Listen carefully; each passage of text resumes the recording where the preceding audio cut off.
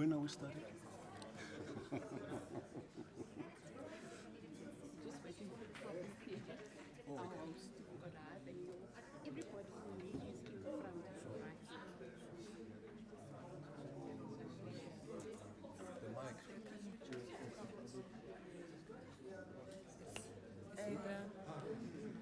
Oyama?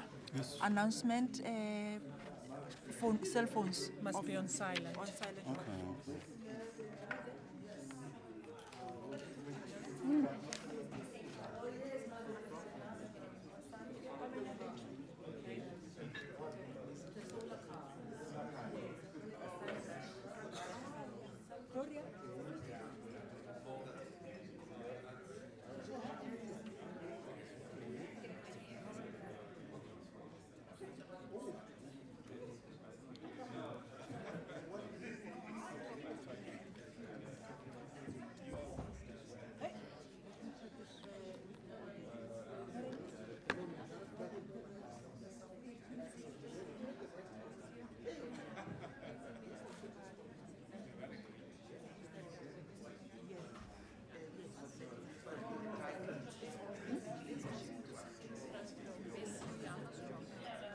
Where is he?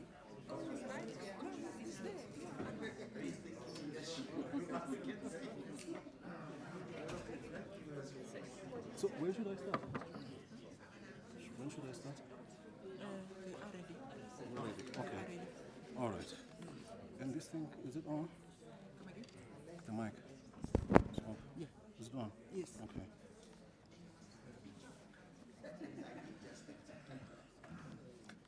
Good evening. Good evening.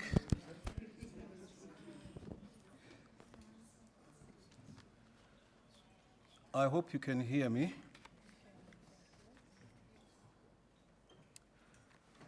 The Vice Chancellor of the University of Johannesburg, Professor Mpedi, our host, the host with the most. The chairman of the chairman of the Mapungubwe Institute's Board of Governors, Professor Vilnkomo, and the other colleagues from Mapungubwe that are here, the Executive Director, Joel Netisenze, Dr. Claudel van Eck, Professor Shirin Mutala, Dr. Peter Wundler, and those that are joining us online. Ladies and gentlemen, brothers and sisters, my name is Oyama Mabandla. I am the chairman of the Council of Advisors at MISTRA, and I will be your host and program director tonight. I have been asked to ask everyone's phones to be put on silent.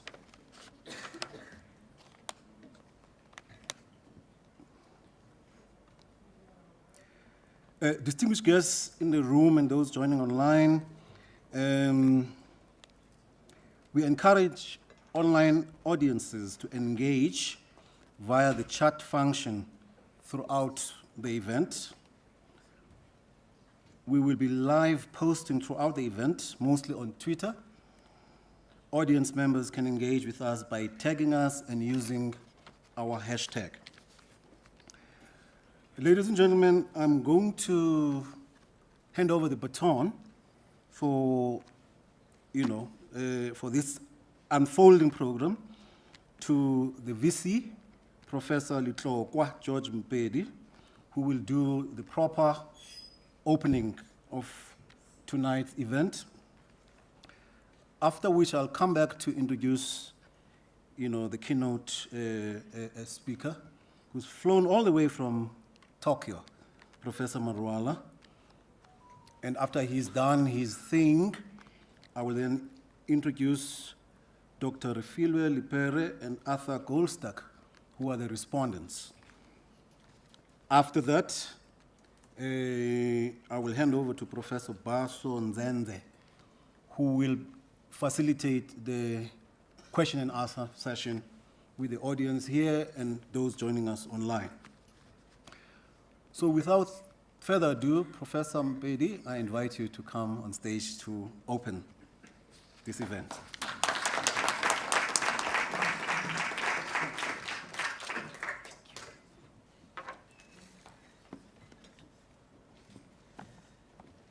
Thank you very much, Program Director. For a moment, I was wondering, your name, Oyama. I was a karateka, and I know it's not about me, but since our brothers in Japan, my style was Kyokushin Kaikan, Oyama Karate. Yeah, I wondered. We have a lot to talk about. Thank you so much. I know it's not about us and karate, that I couldn't help it. Mr. Joel Netchenze, Executive Director, MISTRA. My brother, of course, you're also my brother, Professor Tshilidzi Marwala, United Nations Under Secretary General and Rector of the United Nations University. Professor Vil Nkomo, Chairperson, MISTRA Board. Mr. Oyama Mavandla, Chairperson, MISTRA Council. Senior leaders of the great University of Johannesburg, colleagues, board and council members of MISTRA. Our respondents this evening, Dr. Refilwe Lepere, President of the HSS Alumni Association, Mr. Arthur Goldstack, founder of Worldwide Works, distinguished guests, ladies and gentlemen, good evening. It is a great honor to welcome you to this year's Mapungubwe lecture.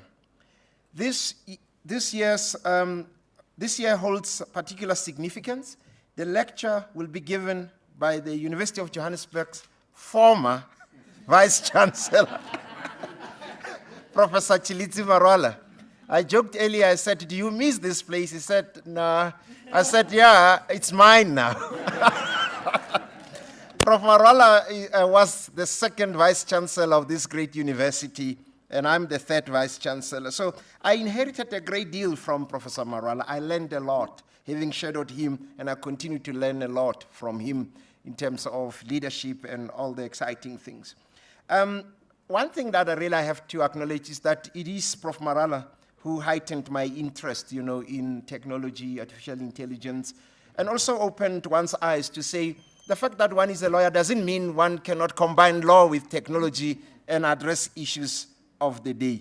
As he always says, like artificial intelligence, the fourth industrial revolution has everything for everyone, which is true, even for lawyers. So, ladies and gentlemen, my first year as Vice Chancellor has been incredible, let me put it this way, and this is in part due to the legacy left by Prof. Marwala. His focus on 4IR and its capabilities and the introduction of Sustainable Development Goals, SDGs, as metrics we should consider at an institutional level and beyond. So this is extremely important. And I feel very, very fresh after he has put this pin on my chest and reminding me about the importance of universities working hard towards the realization of SDGs. So I'll wear this every day. I told him I didn't want to put something like this on lest people think I'm imitating you. Now I can tell you the man himself put it on me. And I'm looking who else has it, in this room. So I feel very, very blessed and exclusive. So, the legacy of Prof. Marwala really goes beyond, 4IR and a lot of things, developing young leaders, myself included, and so on. So there is perhaps no one better poised to lead these technologies, to lead this conversation, around AI in South Africa and, of course, in the world. Prof. Marwala's acute understanding of these technologies, his role in the United Nations, and his involvement in 4IR policy in South Africa informed these views that I've just uttered. I've been particularly intrigued by this year's theme, ladies and gentlemen, the perils and welfare effects of artificial intelligence, whither South Africa. And I'm intrigued because, one of my areas of specialization is about social welfare. So I wondered if Prof. Marwala will also bring in his welfare in the broad sense, but we'll have to wait and hear the man himself.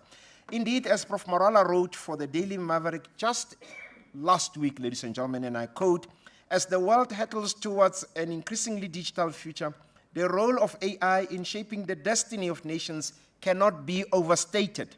South Africa, with its rich tapestry of culture and diversity, could harness AI's power to better its society, economy, and future. However, Realizing this potential requires a concerted effort from government, industry, and academia to foster innovation, inclusivity, and responsible AI practices. Delays in moving with AI trends and technological advances could be perilous. Lagging is not an option in our current global context, close quote. Ladies and gentlemen, we are on the cusp of promise and peril, and there are distinct choices that we must now make in order to ensure that we are leveraging AI for good. There is a distinct need to co-create a purposeful and inclusive societal future within the reality of technology and constant innovation. Of course, you are at the right place. I say UJ innovates and others imitate Prof Marwala. Beyond its capabilities, AI is also about embracing a holistic approach that acknowledges the intricate web of societal, ethical, and environmental factors. This requires us, ladies and gentlemen, to invest in our people, foster innovation, ensure inclusivity, uphold ethics, and promote sustainability. This is really where the convergence of the 4IR and the Sustainable Development Goals lie. This is really, as I indicated, yes, where the convergence lie. At my inauguration at the beginning of this year, I quoted the Greek mathematician Archimedes, who once said, "Give me a lever long enough and a fulcrum on which to place it, and I shall move the world." As I argued, in a contemporary context, the lever and fulcrum could be considered the convergence of these two areas, ladies and gentlemen. As Prof Marwala will undoubtedly demonstrate today, AI could very well be the key to South Africa's fortunes, in so much that it sparks growth and narrows our divides. I do not anticipate that our future as a nation is to wither, but if we are to avoid this fate, we must listen carefully to, can you guess, Professor Marwala's messaging, and ensure that we are actioning these ideas. Listen carefully to the messaging, and then action. Everybody, hands on deck. Young or old, hands on deck. Rich or poor, hands on deck. Male or female, hands on deck. Politically powerful or less powerful, hands on deck. Ladies and gentlemen, welcome to the great University of Johannesburg. As I said earlier, this is a university that is your home, Mr.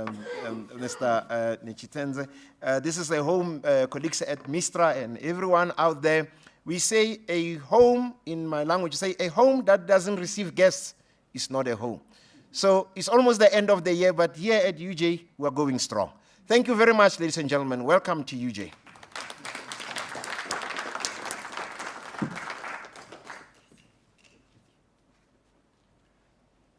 Thanks, Prof, for an exuberant and inspiring welcome. And by the way, Professor Marwala, is my friend. And about 2 years ago, he invited me to his private dining room on a Friday. I expect, to get that invitation from you as well. You will get it. It's coming. Thank you, sir. It is my great pleasure and singular honor to introduce our distinguished speaker for the Mapungubwe Annual Lecture 2023, Professor Tshilidzi Marwala.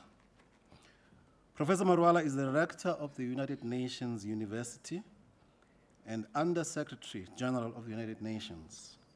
He travels with diplomatic passport. A position he has held since March this year. He is also a renowned scholar, author, and leader in the field of artificial intelligence and its applications to various domains. Born at Dutini village in the Limpopo province, he showed great academic potential early on and received scholarships to study abroad, which led to a remarkable academic career. He obtained his Bachelor of Science degree, magna cum laude, in mechanical engineering from Case Western Reserve University, the great state of Ohio. his Master of Mechanical Engineering degree from the University of Pretoria, and his PhD degree from the University of Cambridge in the UK. He also completed management and leadership programs at Columbia and Harvard Business Schools. Before joining the United Nations University, Professor Marwala, as we all know, served as the Vice Chancellor and Principal of the University of Johannesburg. From 2018 to 2023, he was also the Deputy Vice Chancellor for Research and Internationalization between the years 2013 and 2017, and the Executive Dean of the Faculty of Engineering and the Built Environment between the years 2009 to 2013 at the same university. Prior to that, he was a full professor at the University of the Witwatersrand from 2003 to 2008 as an associate professor, and then professor of electrical engineering. He also held the Carl and Emily Fatsch Chair of Systems and Control Engineering and the South African Chair of Systems Engineering. From 2000 to 2001, he was a postdoctoral research associate at Imperial College in the UK. Professor Marwala has been a visiting scholar professor at several prestigious universities in the USA, the UK, China, and South Africa. He has extensive academic, policy, management, and international experience, and is a co-holder of 5 patents.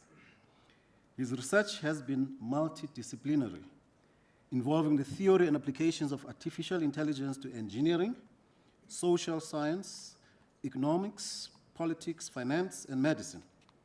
He has served on a variety of global and national policy-making bodies and has worked with the United Nations entities such as UNESCO, UNICEF, the World Health Organization,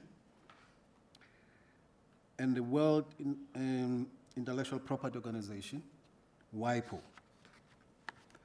Professor Marwala is a fellow of the American Academy of Arts and Sciences, the World Academy of Sciences, the Academy of Science of South Africa, and the African Academy of Sciences. He is also the recipient of 45 awards and honors, including the Order of Mapungubwe, South Africa's highest honor, the Academy of South Africa's Science for Society Gold Medal, and the 2021 IT Personality of the Year by the Institute of IT Professionals in South Africa. He has served as the Deputy Chair of the Presidential Commission on the Fourth Industrial Revolution, a body that advises the government on the opportunities and challenges of the digital era, and also a member of the Namibian Fourth Industrial Revolution Task Team. He has extensive record in human capacity development, having supervised 47 master's and 37 PhD graduates to completion.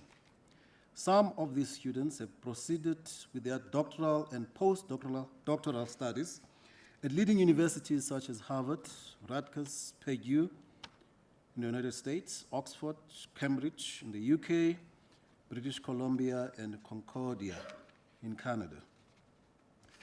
Professor Marwala is the author of more than 20 books, including leadership lessons from books I have read, published in 2021, and Leading in the 21st Century, the call for a new type of African leader, published in the same year, dozens of book chapters, journal papers, and conference papers, and more than 200 magazine articles and newspaper op-eds.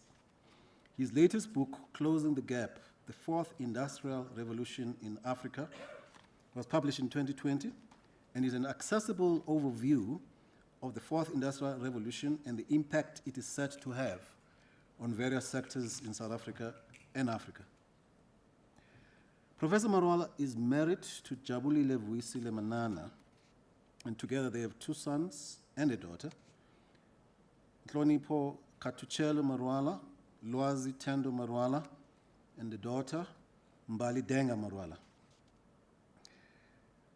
During his tenure at the University of Johannesburg, Professor Marwala made a firm commitment in partnering with MISTRA to host the inaugural Mapungubwe annual lecture. Since 2012, the partnership between the organizations is still firm. The aim of MISTRA's annual lectures is to provide intellectual discourse on global issues impacting on South Africa, Africa, and the world, and to stimulate public debate and policy dialogue. The topics of the lectures have ranged from democracy and governance to economic development and transformation, to science and technology, and to culture and identity. Tonight, we are very privileged to have Professor Marwala as our speaker. His lecture is titled The Perils and Welfare Effects of Artificial Intelligence, Whither, South Africa. He will explore the opportunities and challenges of artificial intelligence for South Africa and Africa, and the role of policy and leadership in harnessing its potential for social and economic development. Please join me in giving him a very South African welcome.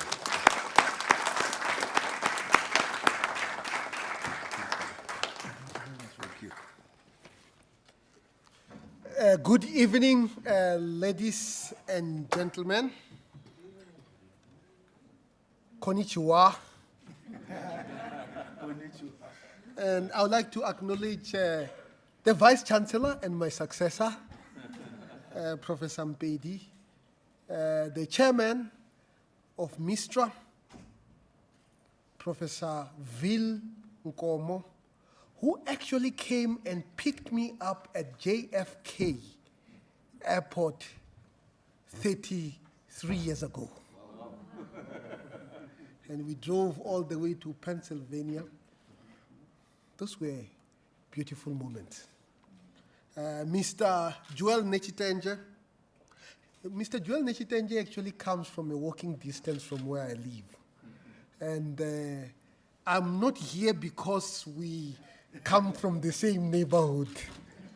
And of course, Mr. Arthur Goldstack, Rifilwe, and also the residential coordinator of the United Nations in South Africa, Nelson Mufa, is also here. I'm actually quite excited to be talking about artificial intelligence. This is my 19th public lecture that I have given ever since I became the Rector of United Nations. So I have completed all the continents. Of course, Oceania is a big island in this context. And I'm going to be talking about artificial intelligence. I began to work in artificial intelligence when I went to Cambridge to do a PhD. And the reason why I started working in artificial intelligence was I did not really know what I was going to do my PhD on. And then I sat next to Nando de Freitas, who is a senior director at Google DeepMind. He's actually a South African. And he told me that he was doing a PhD in artificial intelligence. And of course, it sounded quite cool. That is how I got into artificial intelligence. But in many ways, artificial intelligence is an engineering field. So almost all the concepts that I later would explore, I had already learned before. So I entered the PhD program in 1997. That's a long time ago. That's a long time ago for the technology that many people think is recent. In fact, it is not a recent technology. The first paper in artificial intelligence was published by Alan Turing in 1950. John McCarthy coined the term artificial intelligence in 1955. The perceptron that makes deep learning, that is revolutionizing language and image processing, was actually invented in the 60s.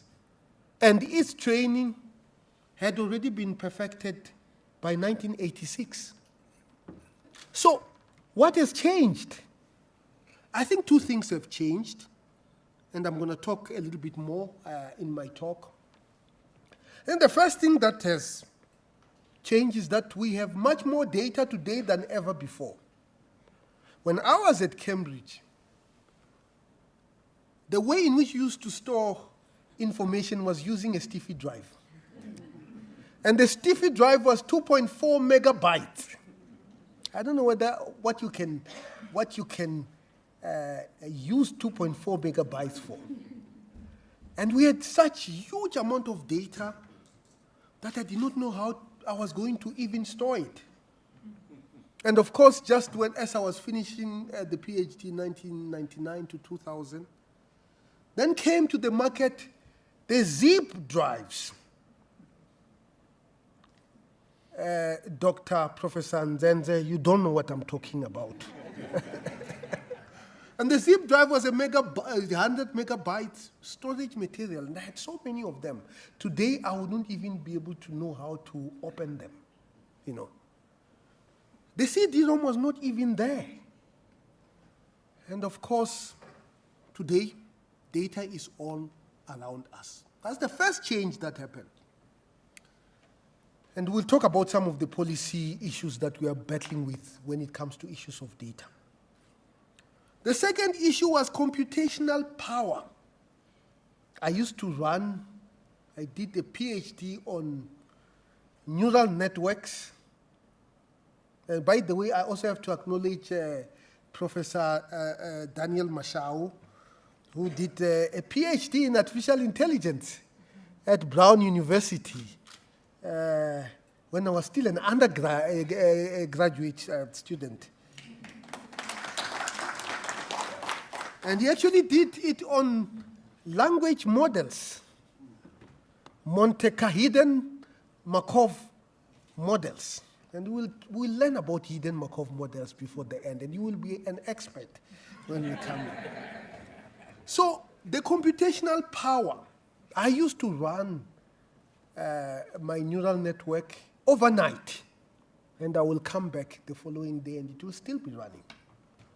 Today, and I used to run it on a cluster at the University of Cambridge, which was supposed to be a high-performance cluster. Today, you will be able to run the same program in less than a minute on my laptop. Those are the two things that have actually changed. Now, what is this thing called artificial intelligence?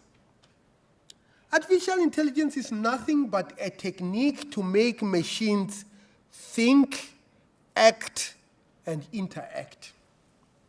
And it uses mathematics and coding, which is quite important, but now you can do quite a great deal of artificial intelligence without knowing either the mathematics or coding. It has been democratized.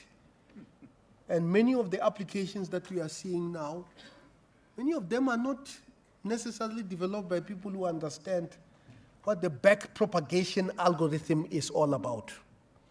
Alwani, it is not a name of a wine. It is a mathematical algorithm. And there are really three broad types of artificial intelligence. And of course, there is a handbook of machine learning that I wrote that you can go and buy. The first one is prediction machines that actually predicts. You know, you use it to predict what is going to happen. And of course, what they actually do, they rearrange information that already exists. And this is a very important point. And they will not be able to predict something that is not already represented in the data, the so-called black swan. So it can only predict the patterns that already exist in the data. And if you understand the concept of a function, where you input something, what you input is your observation into a model that was trained by information that or you had gathered in the past. And what you get is really the rearrangement of what already exists. The second one is what is called the clustering machine, where you can use it to categorize a piece of data into categories. And the third one is the generative machine. ChatGPT is an example. Generative adversarial network is another example. So this is what is called a feed-forward neural network. Because it has many layers, it is called deep learning. You can see layer 1, layer 2, layer 3, and then you input something. It might be the weather in the last 5 days, and the output might be the weather in the next 5 days. And that is why it is called a prediction machine, because it tells you what is going to happen into the future. And what are the challenges? The challenge is that to be able to do this, you need data. And data is not universally available. And I will illustrate some of the examples that indicates the fact that the world is now being divided into two. The data-rich countries and the data-poor countries. And as the United Nations, we have the responsibility to bridge that data gap. And of course, another example, certainly in the developing South, is the issue of missing data. That the data is always missing, and missing data is a good data because at least you know it's missing and you can estimate. The worst problem is wrong data that comes as right data, and the impact of that on decisions, especially when we use these tools in order to make decisions. Now, this is an example of what is called the convolutional neural networks. And it is used mainly for image processing. You want to know who the person is. And then, of course, you can see it is a complex structure. The input will be somebody's image. The output might be who the person is. And to train this, you need to have examples. And if you don't have examples, these systems can discriminate. At one stage, and there is Dr. Bongani Nqulunga here, you can lift your hand. We visited a specific country that I am not going to mention, because the last time I mentioned I was not even a diplomat, and I had a diplomatic incident. So you arrive at this country, you put the part of your picture, or your passport that is your picture, and you look at the camera. And all it does is to verify that the person it is seeing live is the person whose picture is on the passport. And the first person to go was me, because I'm the Vice Chancellor, Litlokwa. And then as I put, and it is, looks at me, says, "Hi, corner. I cannot verify," and then you have to go to a long queue. And then the second person to come was Oscar van Heerden, and then it allowed him. And then the third person was Bongani Nqulunga from Mahlabathini. He said, "Hi, corner." Then the fourth person was Peter Vig. It allowed him. And of course, this thing is discriminating against people of African descent. Of course, it is discriminating against people of African descent because the data was not collected neither in Mahlabathini or Dutuni, where we came from. So you have a problem of data. But you also have a problem of computation, which I have talked about. The fact that these things actually require computation. And the computation issue is actually a global geopolitical issue. And at the moment, the issue is about a specific type of computer chips called NVIDIA chips that are made by a company called NVIDIA, that is an American company. And they are very, very crucial to build large language models. I don't have to explain. We do know that there are restrictions that certain countries cannot have access to this. And it also has a very complicated supply chain because the technology is American. The software that is used is American. But the devices that are used to build these things that actually manufacture these chips are Dutch. And it is done in Taiwan, in China, and in South Korea. So the decoupling is not quite straightforward. We do know that President Biden has invested $300 billion through something called the CHIPS Act. And the primary role of the CHIPS Act is to bring that whole distributed value chain to the United States. Of course, this requires huge amount of computation, and we certainly, me and my colleagues, here is a book that was written by Tsakani Mongwe and Rendani Mbuba from Google DeepMind and University of London, Queen Mary, on Hamiltonian Monte Carlo methods in machine learning. I can see Daniel Mashau is already salivating. To be able to, it's not a solution. The solution is that you must have faster chips. You will have to have faster chips. But we do know that chips are strategic, and we don't want them to fall on rogue non-state actors or governments that are going to use this to destroy the world. This is an example of generative adversarial networks. And it's really a combination of neural networks. You see these pictures? These are pictures of people who have never existed. They were all made up. They look realistic. You can create videos out of them. This is what you call fake data. By the way, fake data is not always bad. Some fake data is absolutely desirable. For those of us who have studied in medicine, I see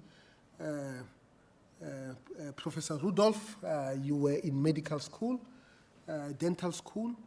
They would have pictures of people in anatomy classes. And because these are pictures of people who are not wearing anything, they will have to cover their faces. But now you can be able to generate realistic pictures. You don't have to cover people because they never existed. You don't have the dilemma of privacy. So this is a good example of the use of fake data. The bad example is when somebody uses a politician saying things that they have never said, so that you can undermine their political trajectory. And this is both of the use. And of course, these generative adversarial networks are being used to train models. According to the Gartner, I don't know whether to believe what Gartner is saying, but they are saying 60% of all AI is going to be trained using, in 2024, which is just around the corner, using synthetic data. And I will talk about some of the things that we have done on synthetic data. Now, I couldn't escape talking about ChatGPT. And I did an experiment, ChatGPT, OpenAI, versus BARD, which is done by Google. So I went and gave it a very simple question. Who is Tshilidzi Marwala? Well, this is my grandmother. And then ChatGPT says, as of my last training data in 2001, there is no widely, I think suppose you wanted to say 2021. There is no widely recognized individual named Tshilidzi Marwala. I was so disappointed. Because obviously she's widely known in our family, you know. And she says, it is possible that you are referring to Tshilidzi Marwala, the notable South African engineer and academic known for his work in artificial intelligence. It's confusing me with my grandmother. And then I went to Google Bard, which obviously has access to all the Google database, which is the richest database. So Tshilidzi Marwala is a traditional engineer, an artisan from Venda, South Africa. She was born in 1925. I don't know where it got that, but it actually got it right. And passed away in 2018. I wish if she passed away in 2018, because he passed away in 1991. Wow. And the reason why it is saying she passed away in 2018 is because in 2018, here at the University of Johannesburg, I launched a Tshilidzi Marwala scholarship. So it is assuming that that scholarship was launched shortly after she died. And this is the confusion of this system. And Tshilidzi Marwala is not a complicated name for these systems.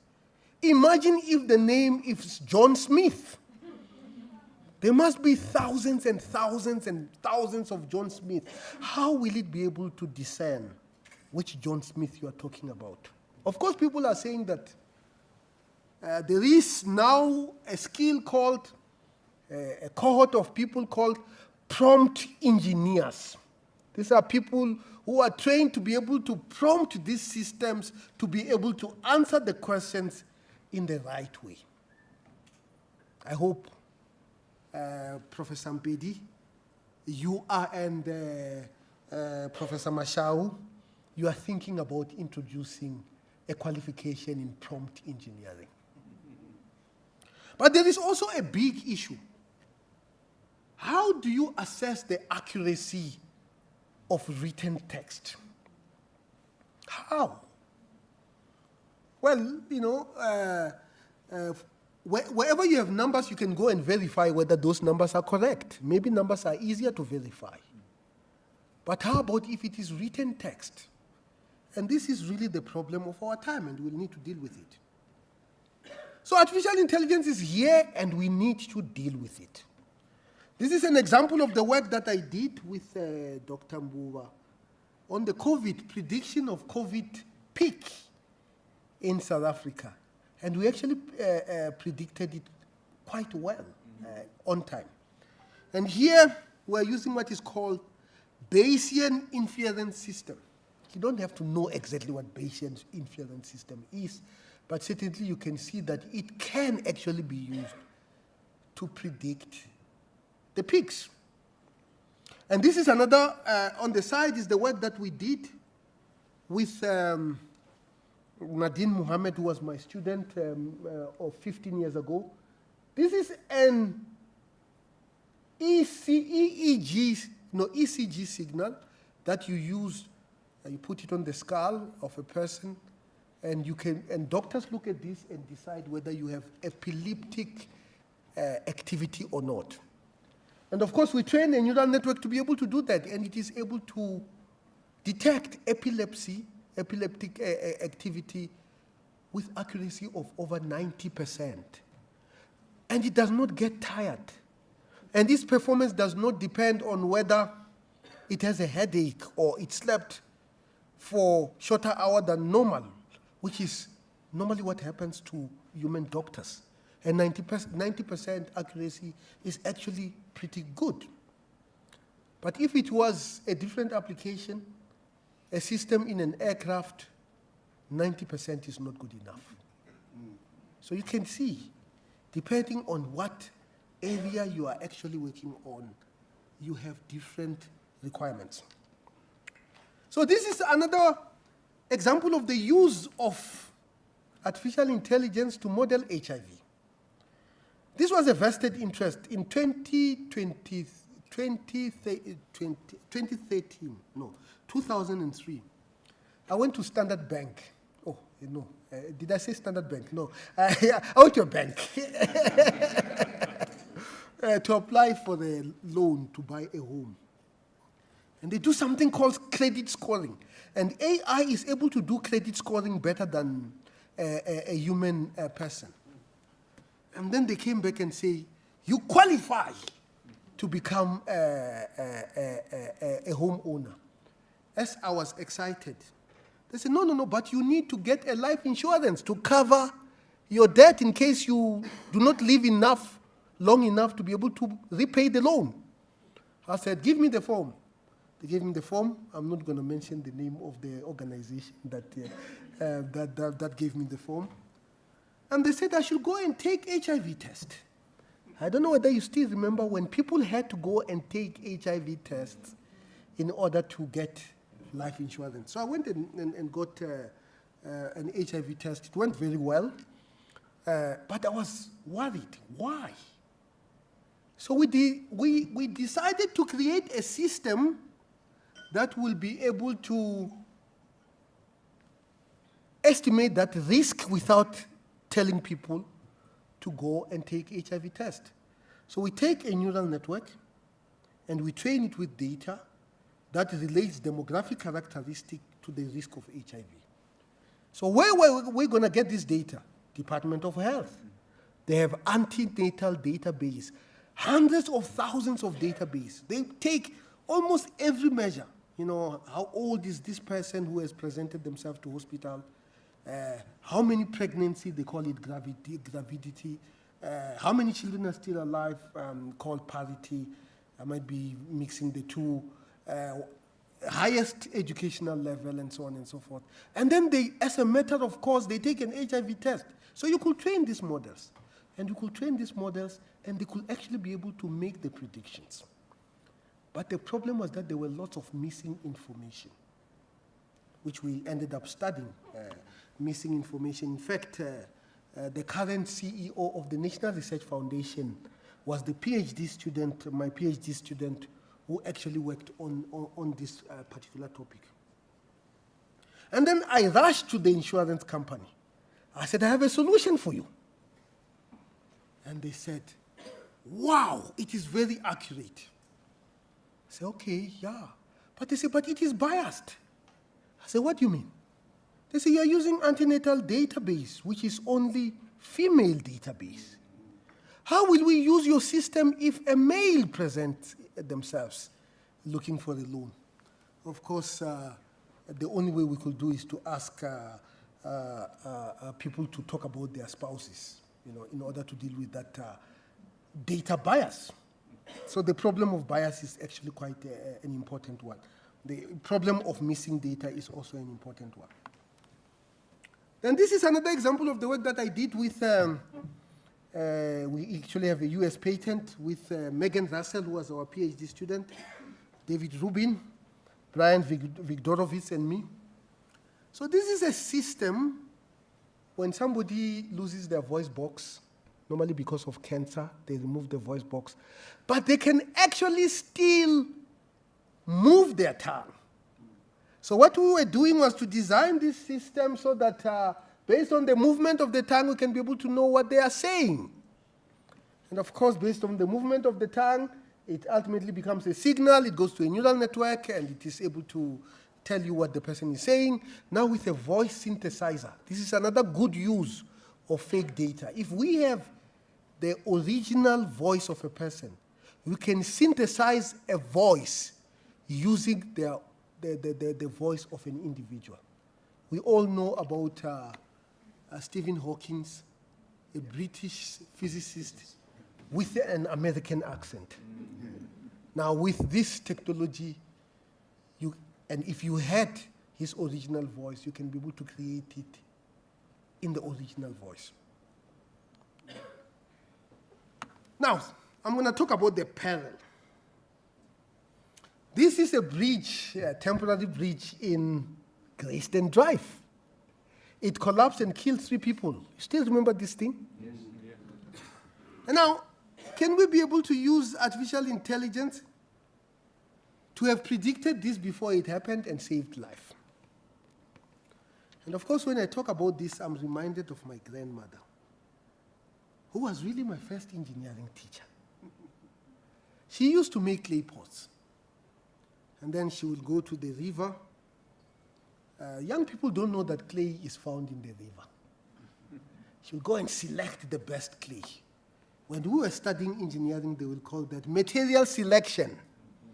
There are softwares to do that. My grandmother will do that without a software. And then, after that, she'll come back and she'll make this clay pot. I'm sure, Professor Mashao, if you ask your students to make that clay pot, they will be asking for the software called computer-aided design. She could do that without computer-aided design, and she'll put it in the sun and allow it to cool, and allow it to dry. But of course, it is not strong enough to be able to cook. Then she will go and put it in the fire and allow it to cool very slowly. That cooling process is called annealing. There is an equation called the Boltzmann equation that describes how that cooling happens. She never knew who Boltzmann was, let alone his equation. But she knew the concept. She knew the concept that if you cool it too fast, it's going to crack. And after that, she will knock each pot, listen to it, and she will say, if it rings for a long time, it's a good pot. When I was studying mechanical engineering, they will say, if it rings for a long time, it's a lightly damped structure. She never knew, she would never have known what that meant. And if it rings for a short time, it's not a good pot because it is damped, because maybe there is still water trapped, there might even be holes inside, and so on and so forth. Perfect system. But as time goes on, we realize that she was throwing away good pots. She was throwing away good pots because as she was aging, her hearing was deteriorating.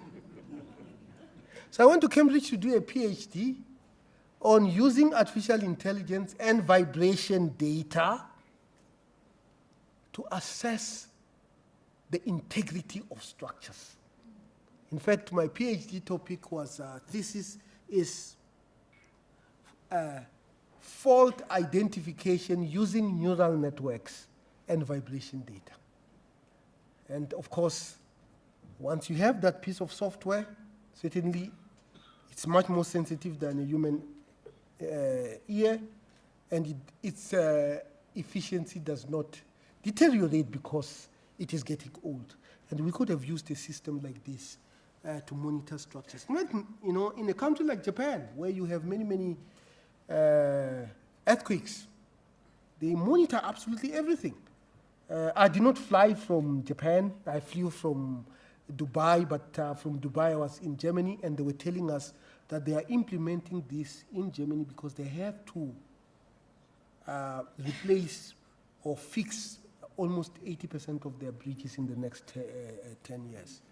And of course, these condition monitoring systems must be part of our laws. Now, I will come to the issue of economics. How did I get into economics? One of the big dilemma of engineering profession in South Africa is that people go and study engineering to go and work in a bank.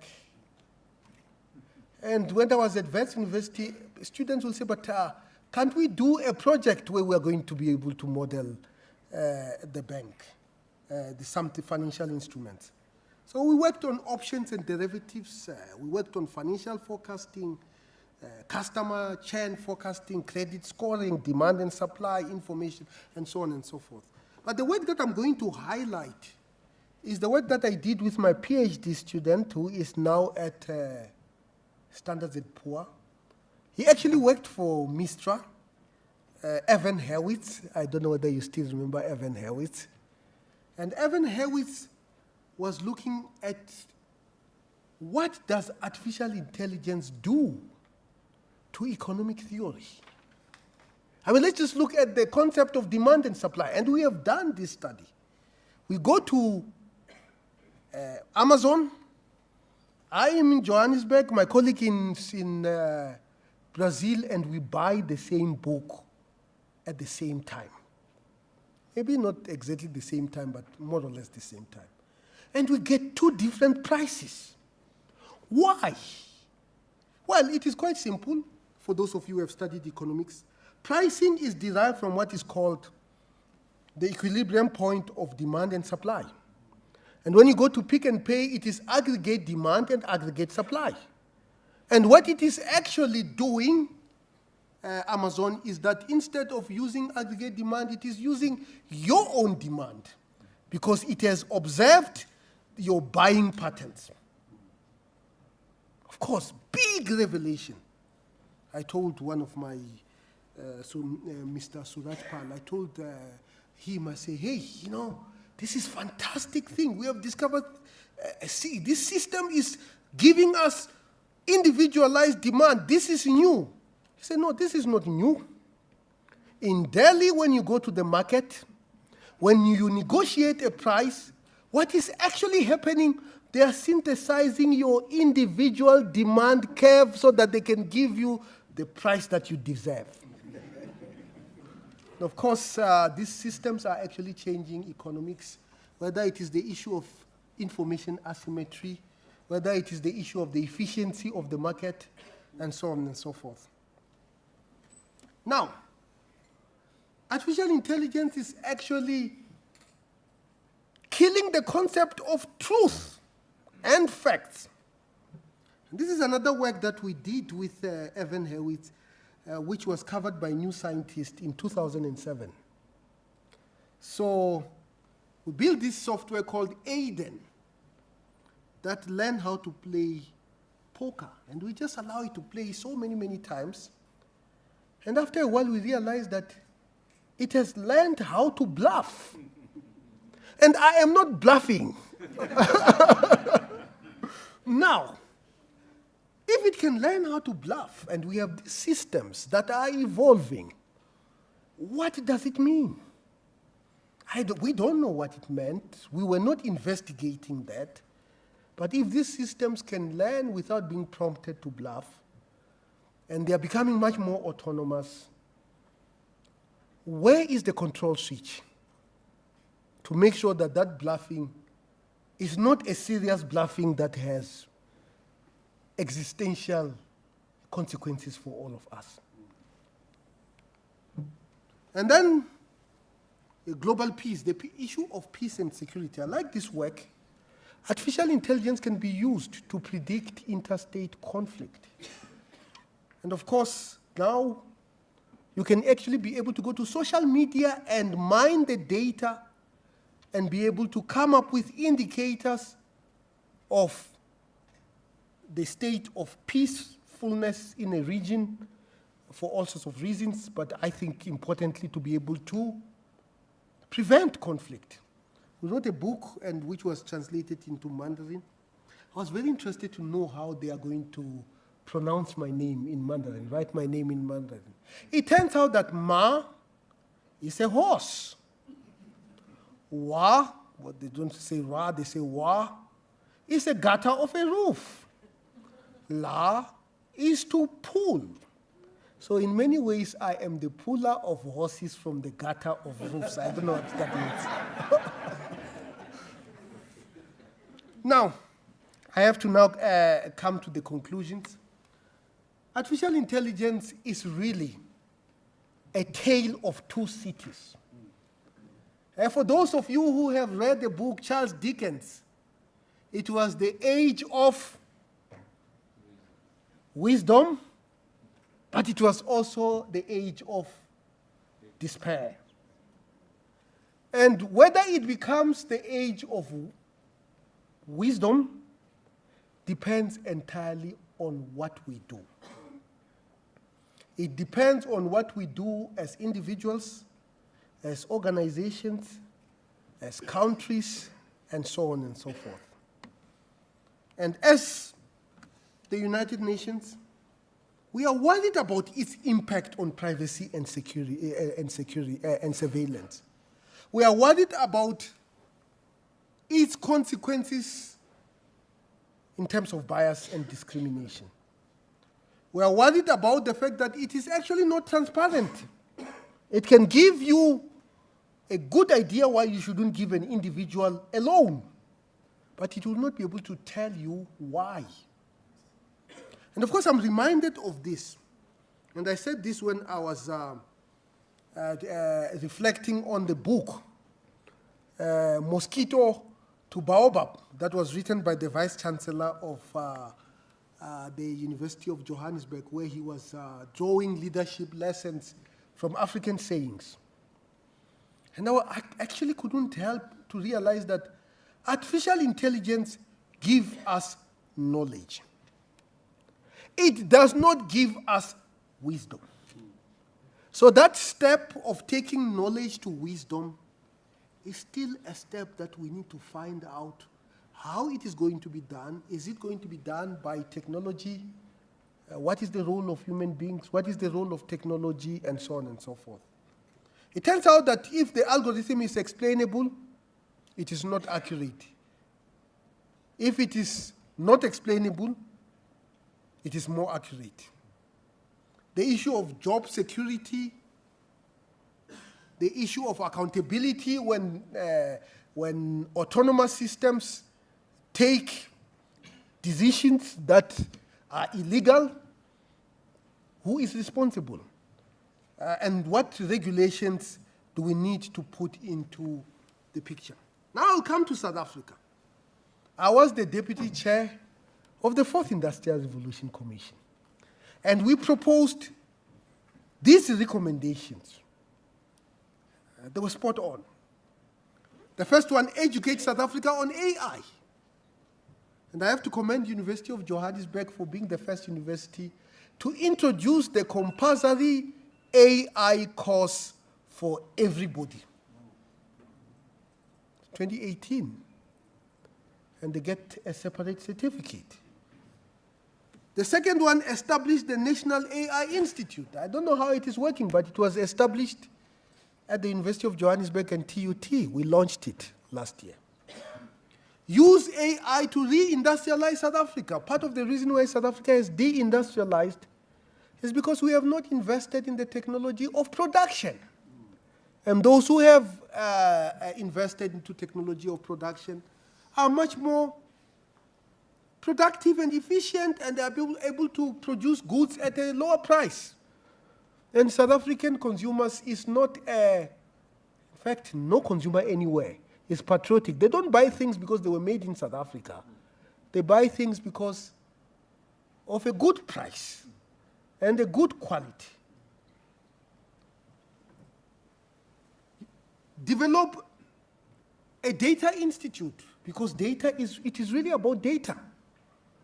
Incentivize the adoption of AI. Build AI infrastructure. The infrastructure of computing. The high performance computing facility at the CSR is a good example, and we have used it quite extensively. Educate lawmakers on AI. Currently, 67 countries have developed AI strategies. South Africa does not have an AI strategy. Just a few weeks back, the government of the United Kingdom had an AI summit that was convened by the Prime Minister. And it came up with a recommendation that, or they announced that they are going to use the IPCC model to regulate this technology. The President of the United States, Joe Biden, issued an executive order on AI on the 30th of October. The government of China has issued guidelines on a regulatory framework on AI. I think South Africa must also start thinking about this, and also develop implementation capacity. Now, what are we doing as the United Nations? Of course, the United Nations is not a perfect organization, but it's a very important organization. And in many ways, it moves by consensus. For example, the World Health Organization has developed AI guidelines in medicine. Are you telling me that I have run short of time? No. Yeah, because I'm about to finish, by the way. The UNESCO Ethics of AI. The ITU AI for Good. United Nations has the Scientific Advisory Board, which I am a member of. We just launched the high-level advisory board on AI. The Secretary General issued it in a press briefing where I was also present, and I spoke. There is even a question of whether we should have an AI agency.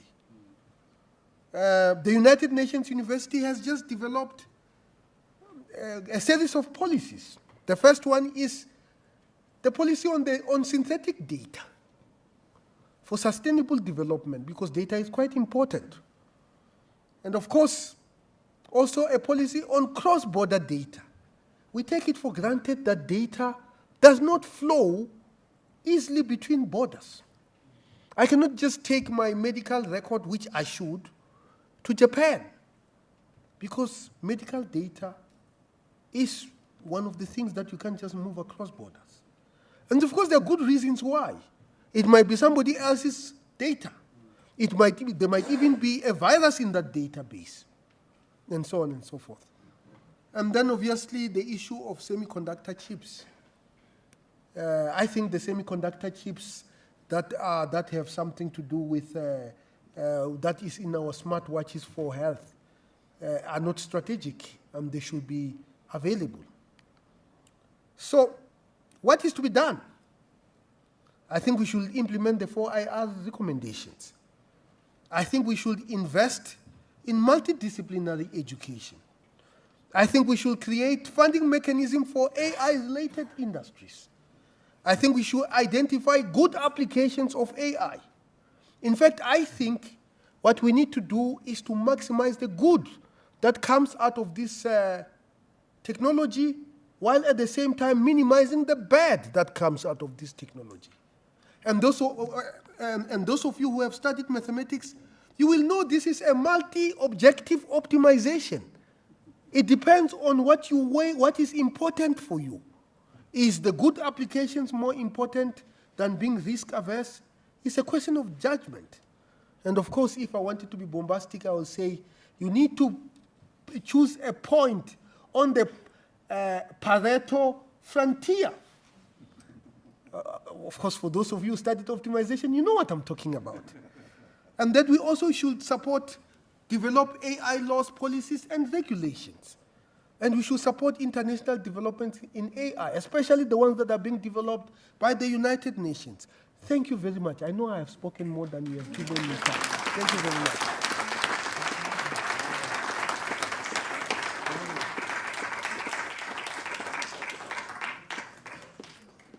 Colleagues, another round of applause for what was a torrentially eloquent, rigorous, funny, and accessible address. Now, I don't know about you. Speaking for myself, my intellect has gone up a tad, after this encounter, And that's not artificial. I think if I had to take an IQ test, you'd see, a bump. And, AI is the preoccupation of our age. I think, this is something that we have to know. This is something that we have to engage with. And Professor Marwala and UJ, I think, are doing a great job, in that, demystifying it, making it accessible as a tool for our advancement as a species. Of course, take into account its perils, because it's a new technology, and we do know that it's been also used in a malevolent way. As Professor Marwala said, someone can just, start a campaign, political campaign, masquerading as someone else to damage that person. So those are some of the things that, have to be engaged with, the regulation, the regulatory framework, to make these technologies safe and usable, for all of us. Colleagues, those who are online, please do tweet. And the Twitter handle is Mistra_SA. Mistra_SA. We want to hear your views on what has been a capaciously erudite address. Now I'm moving on to the respondents, the people who will be responding to this wisdom and erudition we've just been, served with. And those two people is Dr. Refilwe Lipere and Arthur Goldstruck. I'm going to go through, Refilwe, you'll pardon me.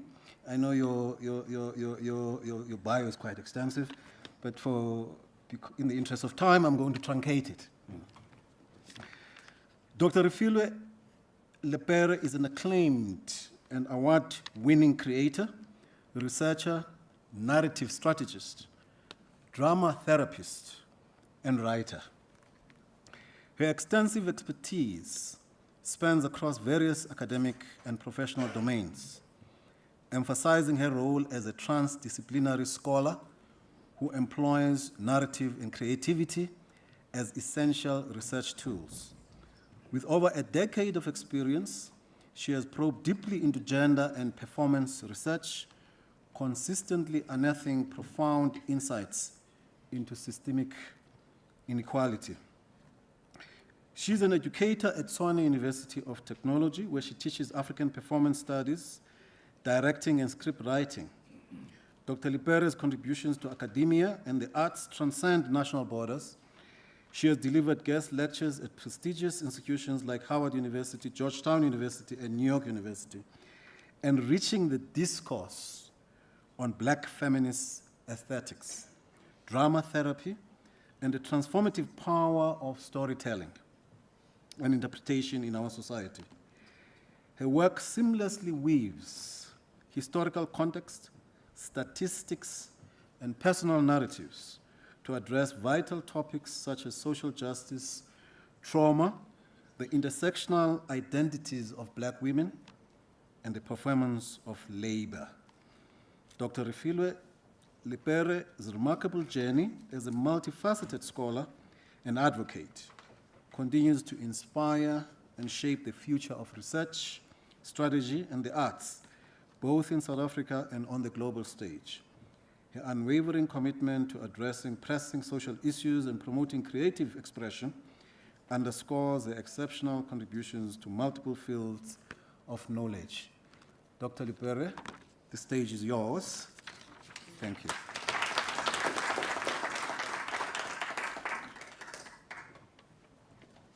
Wow, thank you so much.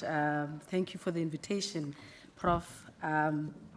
Truly inspired of your presentation, your articles, your books, your works, really excited. And when I was asked to come and respond, you know, you have that moment of like, me? Okay, all right. But I really want to appreciate, and so I'd like to really take the moment and really thank the program director, Mr. Oyama, Prof. Mbedi for hosting us, Prof. Marwala for brilliant work, Prof. Will Nkomo, thank you so much, Mr. Jonah Chisenze, thank you a lot, the board, the council of MISTRA, the virtuosic staff of MISTRA that made this all possible, and the team that is here for creating this space for all of us to really sit and really dream and think together. And what Prof has offered us is not only just a moment of education, because I also was excited about the amount of knowledge that one can get from Prof, but also to really imagine what protocols can be observed in these moments, but also what avatars that AI offers us. So I'm a performer, and I think a lot around role and role method and the idea of setting stages. So in the idea of a dramaturgy of personhood and humanity, I'm thinking here around, in dramaturgy, we think of a stage, you set a stage, you think of the role that is there, the scripting that happens, and the possibility of costuming it. And I wanted to really respond back to Prof's work and the piece that he's really offered us today in that way, to think about this as he has offered us a stage, and that the world is vast, the world is big, the world of 4IR is so much that it is allowing us to imagine what this revolutionary world could be. So, and part of what also Prof is doing is simply using the idea of radicalizing, grasping at the root of something and saying, how do we radicalize an activity and thing that we are all engaged in right now? I mean, a lot of times as intellectuals, we think, actually, I'm not part of what the masses are doing, but a lot of us have our knowledges, our being. If you are on Twitter, if you have Netflix, if you have any of these things, you are engaging in the work. And already when Prof has made it so easy for us to access, to open up that door that is bolted for a lot of us, but to understand where is it. So part of the discussion that he's given us is a discussion of a paradigm shift, that we may understand the processes that transcend the conventional ways and boundaries of understanding artificial intelligence, that we may navigate these complexities and the transformative power of AI, not only as international relations, but as an imperative knowledge of making. That we've all have experienced, as an academic, we all had that epistemic break when ChatGPT became a thing, and we all had a bit of heart palpitations. But what Prof is saying amongst us, that there is a call to change that echoes through our systems and structures, that emphasizes not only the decolonial project that we are all engaged in, but also advance an unprecedented pace of development. We are asked to go into, those who drive, you are asked to go into gear 6. He said to us, Arieng, like you are moving from 1 to 6. So we are in gear 6. And in this phase of this fast-paced development, what is it, this looming development? What about economic disparity? He's asking us. What about the looming climate crisis? He's asking us. Where does AI emerge as a potential great definer, a force that could shape the trajectory of our future? So, Prof has given us, the benefits of AI are undeniable. Our focus, though, has to extend beyond its advantages and its ethical considerations. So here, I move from stage to role. What is the avatar that we are given around AI? That AI, it is conceived as a contemporary avatar, one that is interchangeable, that shifts with whoever wants to use it, one that is offering new dynamic leadership, new dynamic concepts of power. It is that AI, I don't know if any of you play PS, right? PS, anyone? You have an avatar, you choose your, no one plays PS. Or when you were younger, you played Aluket. You choose your player, you choose your fighter, right? You choose your fighter. So what those places give us is the concept of choice. But AI is saying to us, there is a different kind of choice, that there is a potential of an avatar, and the dynamic concept of this choice is that it's not that you're just choosing it. It also chooses for you. So in the face of economic disparity in a country like South Africa, do we truly understand the systems, the transparency of the systems, the bedrock of it, and building trust and ensuring accountability? Prof showed us that the data challenges that are emerging are critical. They're a critical aspect of AI. They're encompassing issues of collection, quality, privacy, bias. They are the use of this, our data, us who are consumers, who is data, us who are creators, who is data, and us who are the ones who are going to be users, who is also the data. So what does it mean in this conjunction of real data, when data is not only the zeros, the ones, the 1, zeros and ones, but it is real, robust, ethical presence of humans? What does it mean, therefore, when AI disrupts our livability, our industries? So we are excited. We are amazed and excited about the possibility of reshaping industries, of standardizing regulation, of addressing ethical concerns.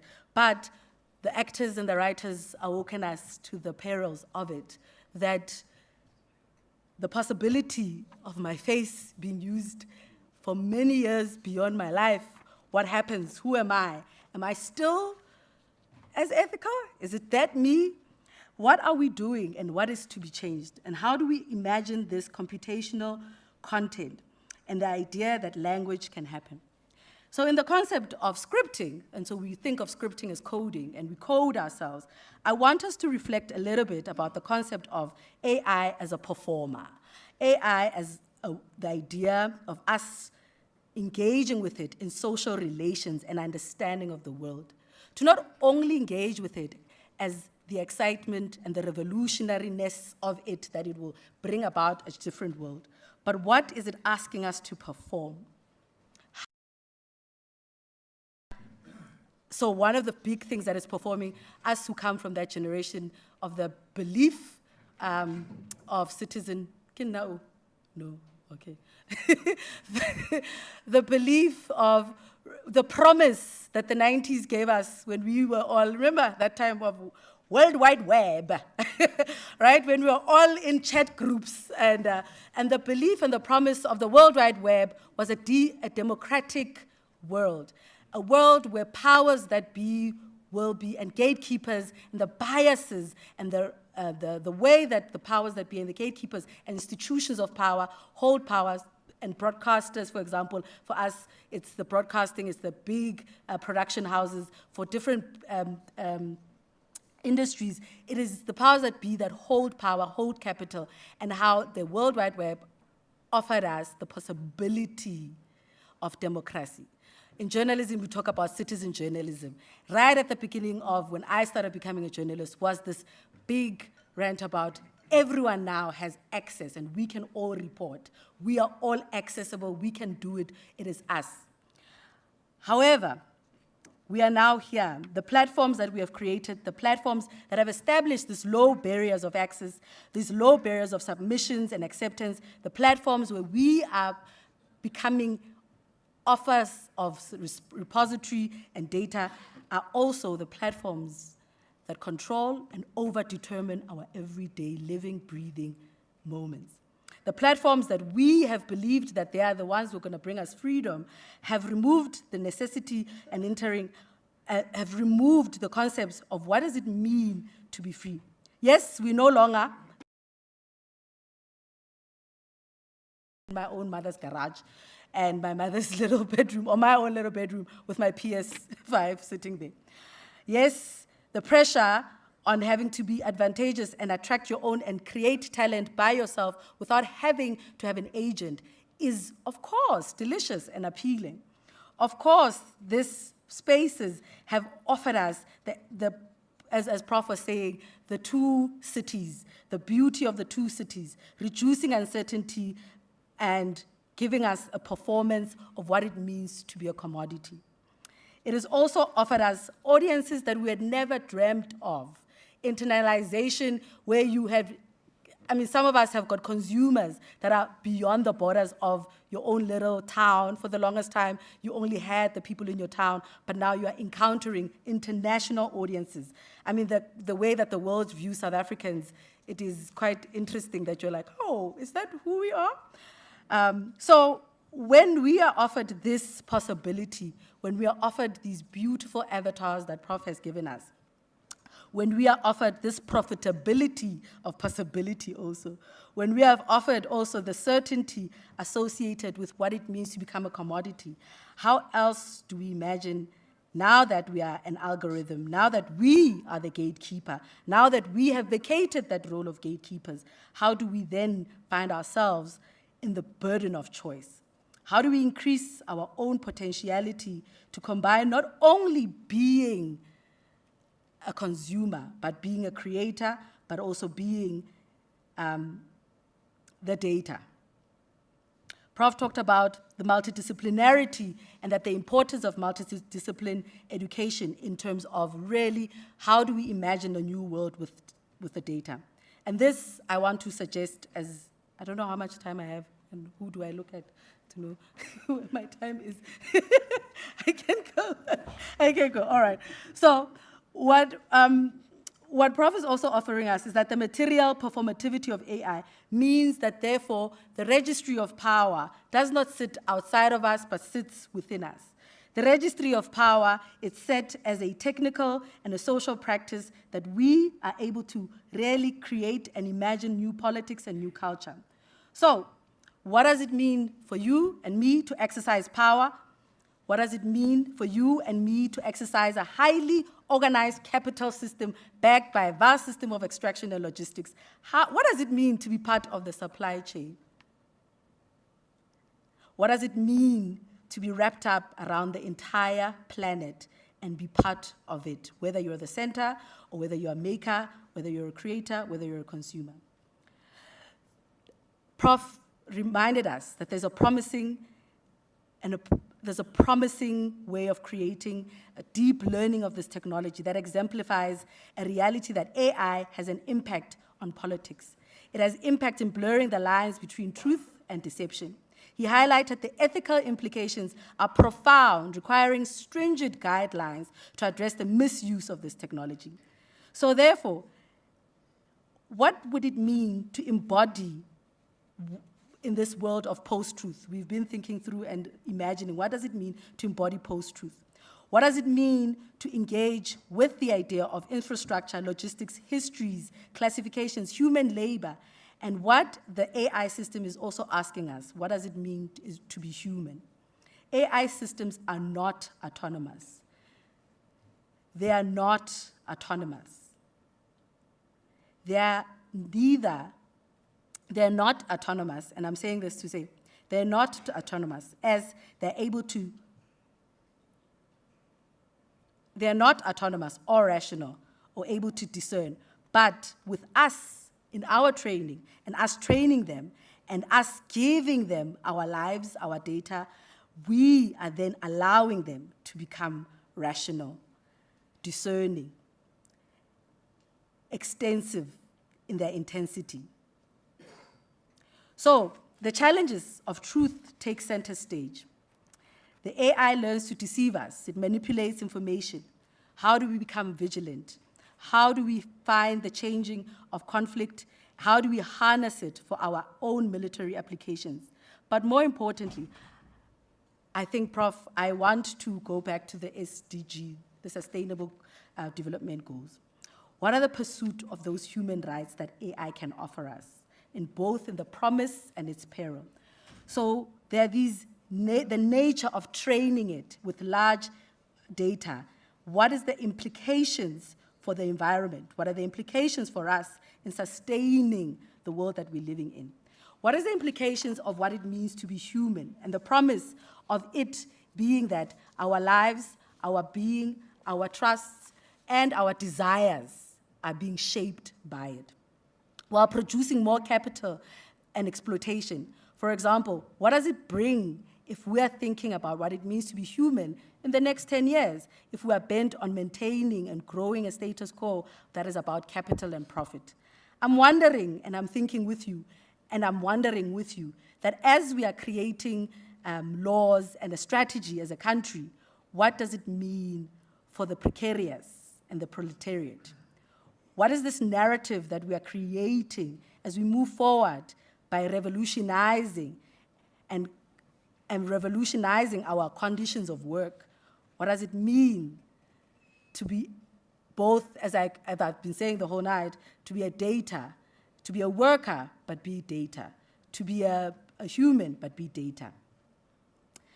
And in closing, I wanna challenge all of us that as we are excited with the revolutionary instrument of this production, as we are fomenting ourselves with security and the possibilities of freedom, as we are thinking about this constant shake-up and that the world could be otherwise, and the avatar and the role and the stage that we are setting forth for the world, as we are also delayed just a little bit, and I think delayed is not, I'm from church, I'm one of those people, but delay is not denial.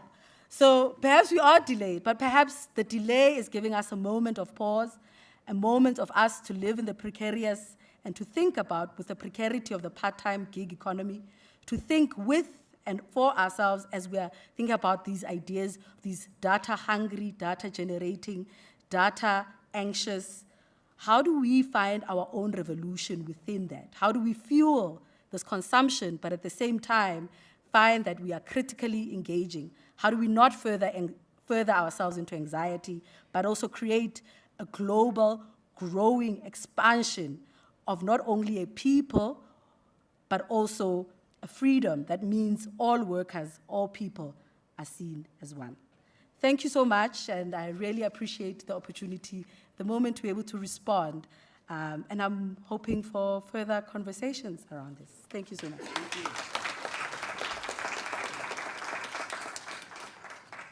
Dr. Refilwe Lipere, another round of applause, please, for him. I think Refilwe, and in fact all of the speakers, have shown that ideation and intellection doesn't have to be boring. There's been a dynamism, abroad, tonight, from the VC to Prof Marwala to Refilwe. It's been quite a dynamic, evening, and thank you for that. Now I'm going to move to the last of the respondents, Arthur Goldstack. And Arthur Goldstack is the founder of Worldwide Works, South Africa's leading independent technology market research organization, and an award-winning writer, author, analyst, and technology commentator.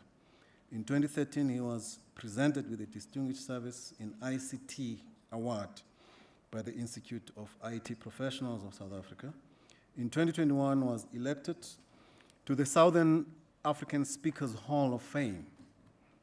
And in 2023, to the Southern African Educators Hall of Fame for his work in training and mentorship.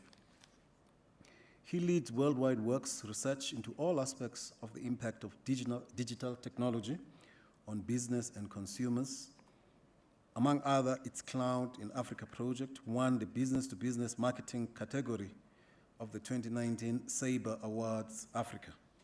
In 2022, the Global Insights Community, ESOMA, named him to the Insights 250 honor roll of the world's top innovators in market research, enterprise intelligence, and data-driven marketing. His latest book, The Hitchhiker's Guide to AI, was released 5 days ago. Thank you. Arthur, invite you to the stage.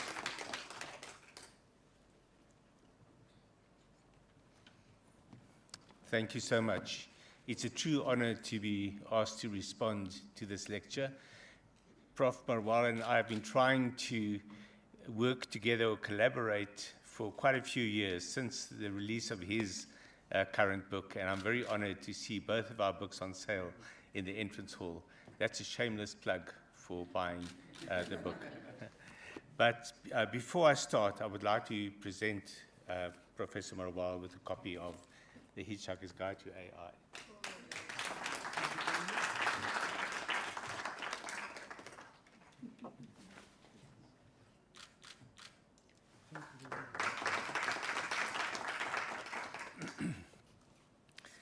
Uh, 33 years ago, I was working for a feisty little newspaper called the Weekly Mail, which had a vision of changing this society. And all of those who were part of it would like to think that we played a role in how society was changed.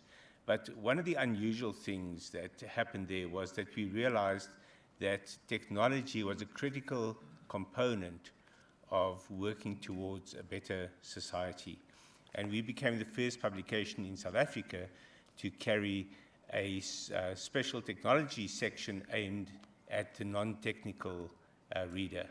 That became PC Review, which also was the first publication in Africa to cover the internet in a mainstream publication. That led to the writing of my first technology book called The Hitchhiker's Guide to the Internet. Not the galaxy, but it was also advising people don't panic, just as in The Hitchhiker's Guide to the Galaxy. But the point there was that by using the technology available to us and by disseminating information using technology, and with the Weekly Mail being the first publication in Africa to have an email newsletter, for example, we were ready to embrace the internet when it arrived and embrace it fully to an extent that took many other publications many years. And in the same way, Prof Marwala's work on AI has put us in a position to be ready for the sudden explosion of generative AI in the past year. But the Prof has been working on it for decades. It's nothing new. In fact, to give you a sense of how not new it is, I'd like to quote from a book written a few years ago which described an engine for improving speculative knowledge by practical and mechanical operations. This contrivance made it possible that, and I quote, the most ignorant person at a reasonable charge and with a little bodily labor may write books in philosophy, poetry, politics, law, mathematics, and theology with the least assistance from genius or study. That's ChatGPT, right? That comes from Gulliver's Travels, written in 1726. That's how far back the vision for artificial intelligence goes. Prof Marwala and myself have two things in common. We both come from very small villages. In my case, Tromsburg in the deep south of the Free State, that I know probably 2 people in the audience have heard of. And it might be because you drove past the turnoff to Tromsburg on the highway going down to Cape Town. But we also both have a passion for AI. And I don't think it's a coincidence. In my book, I state several times that the difference between innovation in Silicon Valley and innovation across the African continent is this. In Silicon Valley, innovation is driven by opportunity. Across Africa, innovation is driven by need. To put it in another way, in Silicon Valley, it's about what is possible. In Africa, it's about what is necessary. And I would argue that growing up in a small town or a small village or in a rural area, we would have been deprived of the means of technology and innovation, but we were exposed constantly in our daily lives to what was needed, because it is so visible what is lacking in poor communities, in rural communities, that is not as visible in the city. And that gives one a thirst for the ability to address those needs. And we've never seen a situation, or we've never seen a solution that is so geared to meeting the needs of modern society as artificial intelligence. Within that need, however, we can also observe the true impact of the digital divide. We know about the education crisis in this country. There are fairly alarming stats that show that less than 10% of South Africans of school-going age reach a tertiary or TVET institution. It's not as bad as it looks. It's worse. It's much worse, because of that 7 or 8% who do go past the school level, most of them are still going into education or training that is gearing them to the current needs of society and not the future needs of society. They're not being prepared for a digital future. They're not being prepared for a future where AI is going to, to a very large extent, dictate how their work is going to be performed. That's why the vision that, excuse me, the vision that Prof Marwala had for introducing AI as a compulsory subject at UJ 5 years ago is so profound and so powerful, because it shows that already then it was clear to visionaries like Prof Marwala that this is a technology and a potential solution that will change every aspect of society. If you think about the doctor today, for example, I won't name names because I'm scared of what he might do in my next examination, but certain GPs, for example, resist technology tooth and nail. And the very idea of using AI to help them with a diagnosis or a prognosis is anathema to them. Rather than seeing it as their partner, as their co-worker or collaborator, which is what AI is going to be, whether we like it or not, but we will actually like it when every one of us has an AI collaborator at our side.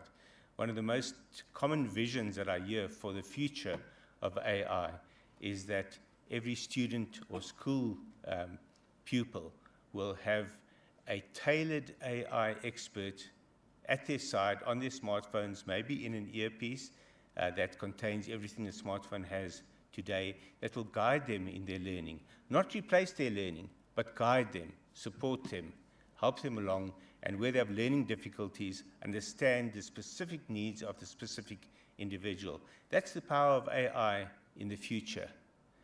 The teacher today who resists digital tools to teach their students, which is commonplace, is also the teacher of tomorrow who refuses to acknowledge the benefits that AI can bring to the learner. And who suffers in the end? First, the learner, but secondly, society as a whole, because people aren't being taught to the best of the ability of the system to teach them.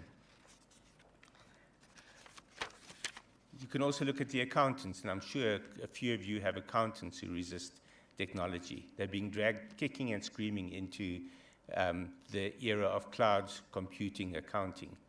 But there too, AI will replace many of the current functions of bookkeepers in particular, and will require accountants to become guides to the business rather than simply someone who tallies up the numbers and make sure that you're compliant with the receiver of revenue.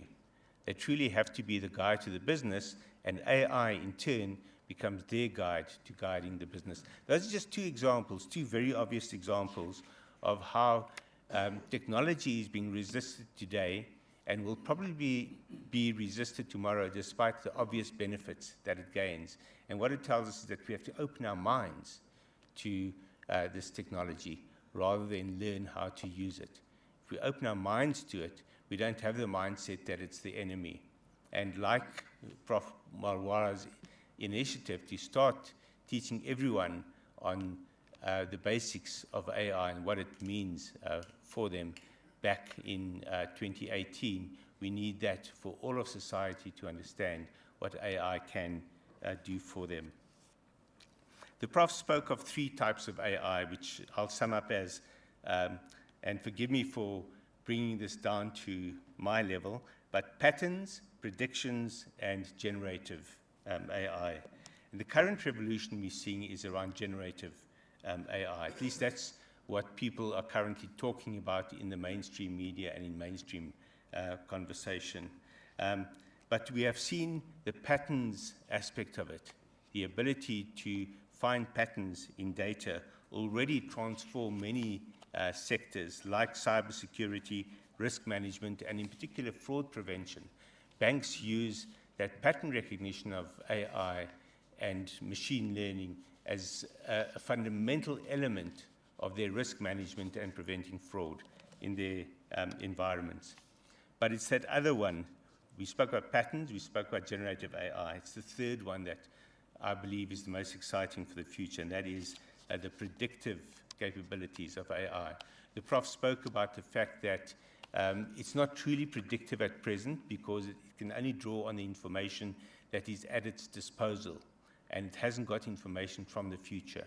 But as AI becomes more powerful and is able to extrapolate more accurately and more quickly on what the current data will probably lead to, it's likely to become the next revolution in what AI can do for us in terms of solutions to our needs. So I truly believe that the potential of combining and evolving predictive AI with generative AI with pattern recognition is going to aid us in addressing the perils of AI as well. Because while we can never forget the negatives, the potential damage, the biases, the misuse of AI, and the like, it's where it's going to help us further in addressing the needs of society that it'll truly come into its own. The foreword to this book, by the way, is written by one of Prof Marwala's former students, Benjamin Rossman, who's now a professor at Wits in AI, who says that the wonderful thing about AI is that most problems can be solved if you throw enough intelligence at it. And that's what AI will bring to that particular equation. We ask what jobs it will destroy, and I believe we will be able to ask AI itself what jobs it will destroy in the future. But it's not quite ready for that, because AI only knows what it knows, so to speak. And it doesn't know what we don't know and what it doesn't know yet. But as more data is brought to bear on the issue, AI will become more adept at predicting which jobs AI itself will do away with and which jobs it's going to need more help with. And that will allow us to plan for the future as well. And certainly, while ChatGPT right now can actually give us some great answers on how current jobs will be transformed by AI, it's actually just guesswork at the moment. It's very good guesswork, but it's still just guesswork. You have to fact check every single thing that generative AI tells us. And I do believe that a combination of generative and predictive AI should be able to give us actionable answers to these and similar questions. We also face the risk of reduced self-reliance and critical thinking. But I want to quote the warnings of a legendary media critic from the 90s, Neil Postman, who wrote in a book in 1992, so pre-commercial internet. It was called Technopoly, The Surrender of Culture to Technology. And he wrote, "The internet is a wonderful tool for acquiring information. It is not a very good tool for learning. Learning requires thoughtful reflection, and the internet is designed for rapid consumption of information. As a result, the internet is making us more acquisitive and less discursive. We are becoming a nation of know-it-alls who cannot think." Does that sound familiar from this year's headlines about AI?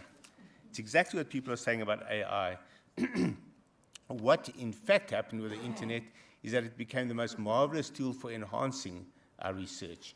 And I firmly believe that 30 years from now, if we look back at the warnings of today, we'll also realize that in the same way, they were overblown and overstated, because like AI, we cannot yet predict the future, but we can see the power of this technology. And I do believe that between generative and predictive AI, we can come up with numerous mechanisms to counter the effect that Neil Postman talks about. And part of that, though, is what Prof Marwala was speaking about. And I would heartily endorse his call for collaboration, investment, and AI-specific infrastructure. Moreover, his call for multidisciplinary and multi-sectoral partnerships is a necessary and urgent imperative to address both the needs and the perils of AI. But we must use AI as a partner in this process. The humans must set in process and in motion the ideals we're talking about. AI must assist then in pattern matching, content generation, and impact prediction. And after that, the humans must fine-tune the outcomes in a way that is culturally sensitive and geographically sensitive, because those are nuances that will make or break the output of AI in the future. And AI cannot do nuances, or at least not yet. Finally, we have many needs in our society, but with the wisdom and experience and vision of the likes of Professor Marwala and a little help from AI, we have the best chance yet of meeting those needs. Thank you very much.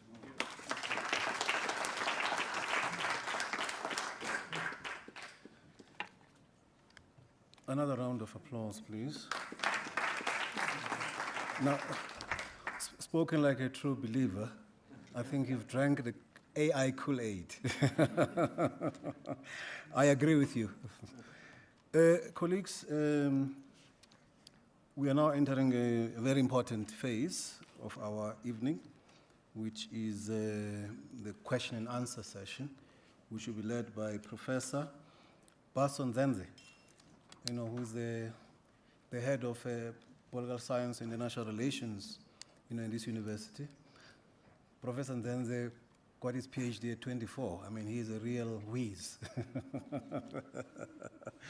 So we're happy to have him here. And earlier this year, he co-authored a book with Professor Marwala, Artificial Intelligence and International Relations Theories, which was published by Springer.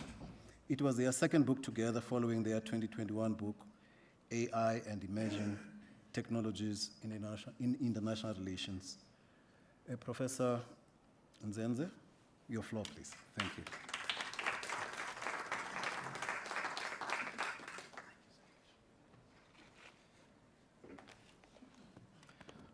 Well, Vice Chancellor, Professor Mpedi, our Program Director, and all of you, our esteemed guests, ladies and gentlemen, good evening. With your permission, may I simply say all protocol and all excellence observed, really in the interest of time, because there are many, many, many questions already online, and I'm sure seated where you are, you have burning questions yourselves. And so let us jump right into it. I've been informed we have about 10 to 15 minutes. So what I'll do is take 5 questions to get us going. I will take 3 from the room and also 2 from online, where we have almost 200 attendees joining us. So I will ask when he is answering for Professor Marwala to please return to the podium, because that we are streaming online. Yeah, we are coming back. Okay.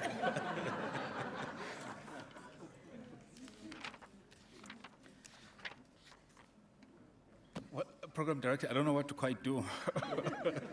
I don't know what to quite do, because the person to whom questions should be directed has excused himself. Should I go grab him? I think so. I think so. So can I see hands so long that I can recognize? Okay. We have 1 and 2 and 3 and plenty more. All right.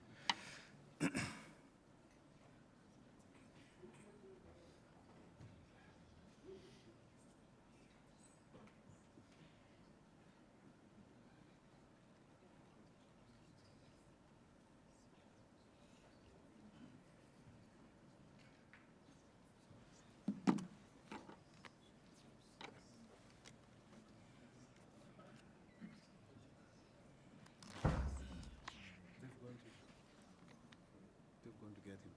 Okay.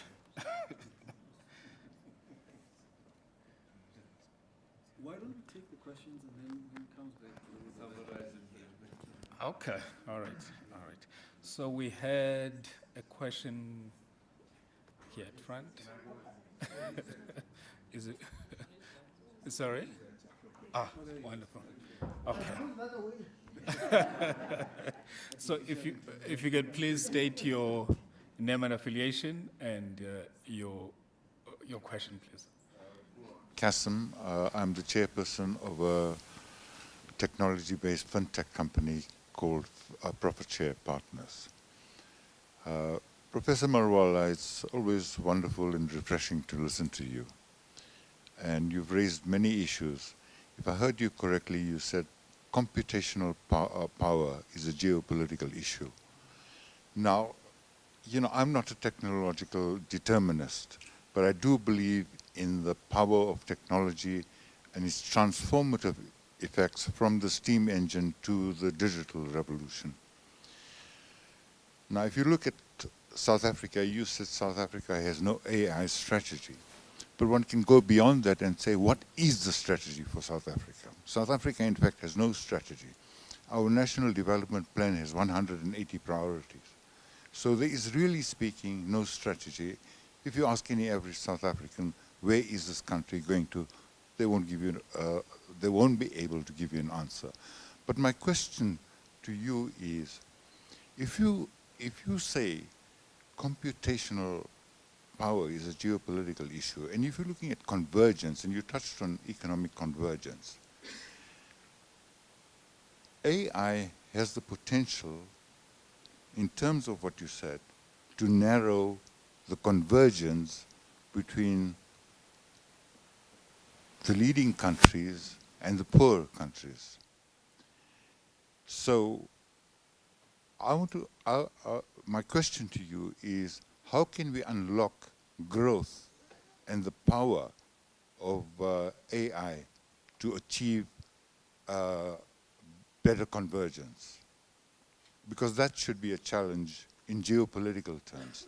But does it solely rest on computational power? I think it's underpinned by political will, and that is missing. So technology has transformative power, but if it's not backed by strong political will, then we're facing a mighty problem here. Thank you. We had a second question from the Dean of CBE. Thank you. Thank you, Prof, for the lecture. Am I audible? Oh, okay. No, thank you. So you mentioned, Prof Marwala, data poor and data rich status as the biggest differentiator of our times. Unlike mineral wealth, I think data exists everywhere where there is life, but it may be in a format that is not readily usable. I would like to get your view in terms of what infrastructure a country like South Africa needs to be able to convert the data from its raw state into a usable format for development purposes. Thank you. Last question for this round, in person. Yes, sir. You, sir. Oh, that's the mic. Thank you. Is it working? Yeah. Prof, it's always wonderful to listen to you and be one of your really admirers of the work that you do around the world. And this question almost relates to my colleague who has just posed one now, the missing data. That almost points towards the African context in which the example that you provided, for instance, where it was a system was not able to identify you and it identified everyone else. Now, that is massive. We try to minimize that, but in actual fact, it's massive. How are we going to extract the missing data in the African context? And we are beginning to push towards, especially in mathematics, I'm a professor of mathematics, and we're beginning to push towards understanding data by developing constructs such as data science, which is becoming massive now. Colleagues at Stanford University, Joe Bola, are now, in fact, infusing that into the mathematics curriculum at high school. And I'm contemplating we ought to do that. While we talked about data handling at a very elementary level, in fact, it goes as far as high school, we pushed it as data handling, but I think we must push it into data science, which becomes fully a curriculum for everyone. But my point is, how do we interrogate the data that is missing, which you gave another example of your great-grandmother. She had that data of how best to develop that clay pot, how to interact with that clay pot and be able to understand that I think this is weak, I think this is a strong one.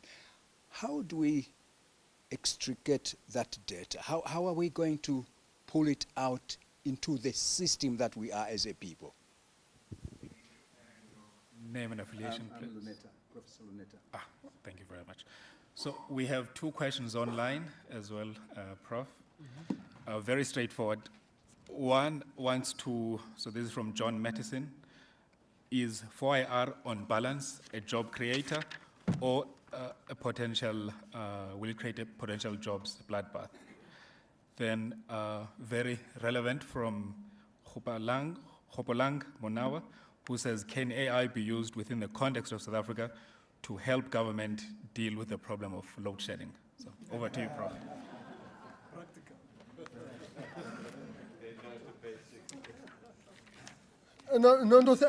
Thank you very much for those difficult questions. And of course, on the issue of narrowing the gap, is AI going to narrow the gap between the developed countries and the developing countries? What is interesting, I mean, this is the reality of our time.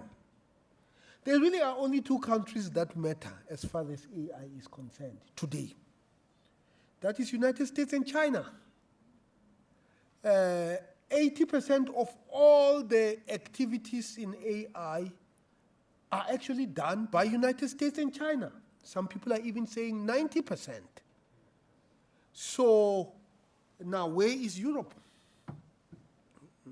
In many ways, Europe has to catch up.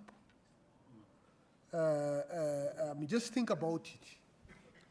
There is no single company from the European Union that is bigger, that is AI company, that is bigger than Alibaba, or Tencent, or Google, or Facebook.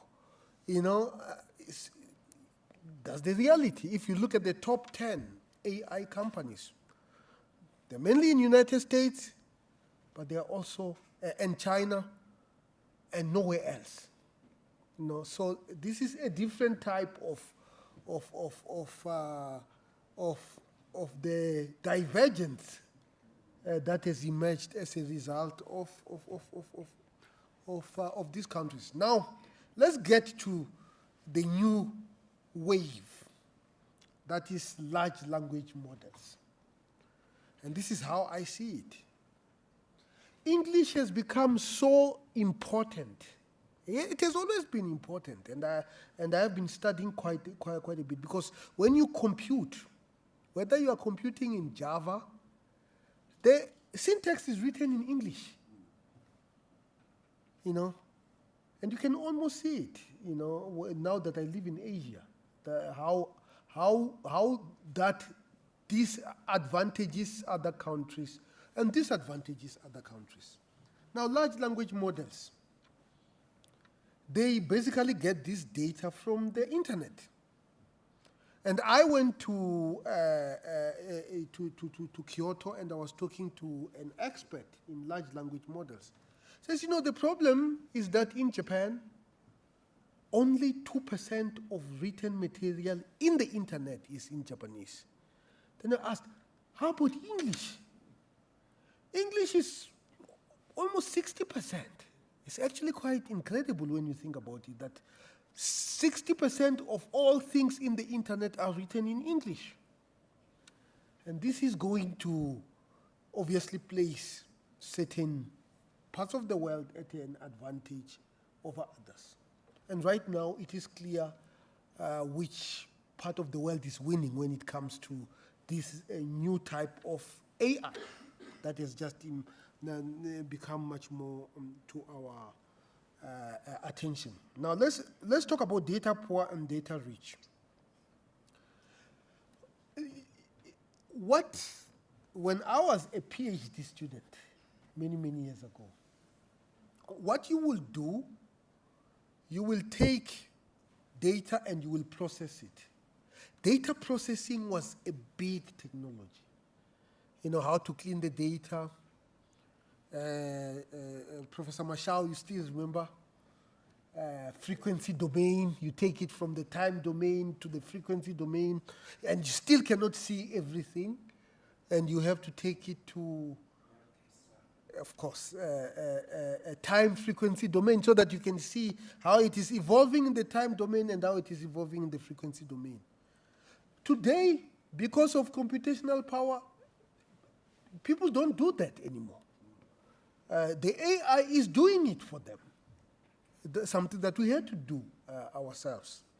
So I guess what I'm saying is saying that if you have computational power,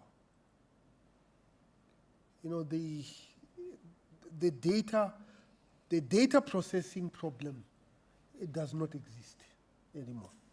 Is it good or bad? Are we going to find applications where we need to go back and retrain people on Fourier transform? I don't know, you know. Then, linked to the issue of missing data. There's a technical solution to missing data. Let's just take the issue of, and then there is a human problem, which is the issue of wisdom. So let's talk about the data, the antenatal database. The vector that was always, the data that was always missing, most of the time, was the age of the father of the child that is unborn. It tends to be missing if the gap between the mother of the child and the father is huge. We dealt with it here in Senate. What do you call the cars that are parked outside? Sugar daddies. I was sitting in this room when we were developing a strategy to deal with issues of sugar daddies. You already know that if it is missing, it's probably because somebody is shy about it.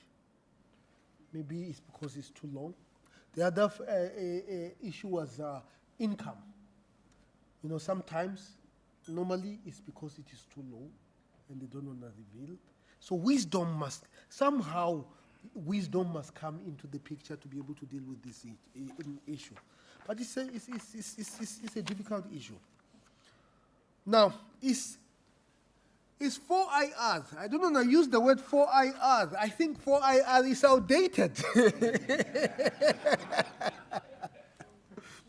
And of course, they are laughing because I was here preaching 4IR. I think, you see, people say when electricity came about, the biggest problem was what is going to happen to the candle making industry and the kerosene industry. And then we know what happened, you know. And when a car came, people were worried about the horse breeding industry, which was quite a respectable industry, you know. Now the question is, in that era, these new technologies created more jobs than they have destroyed. Now, in this new era, what is going to happen? Well, the answer is we don't know. We don't know. It is clear that automation has now accelerated. Automation is old.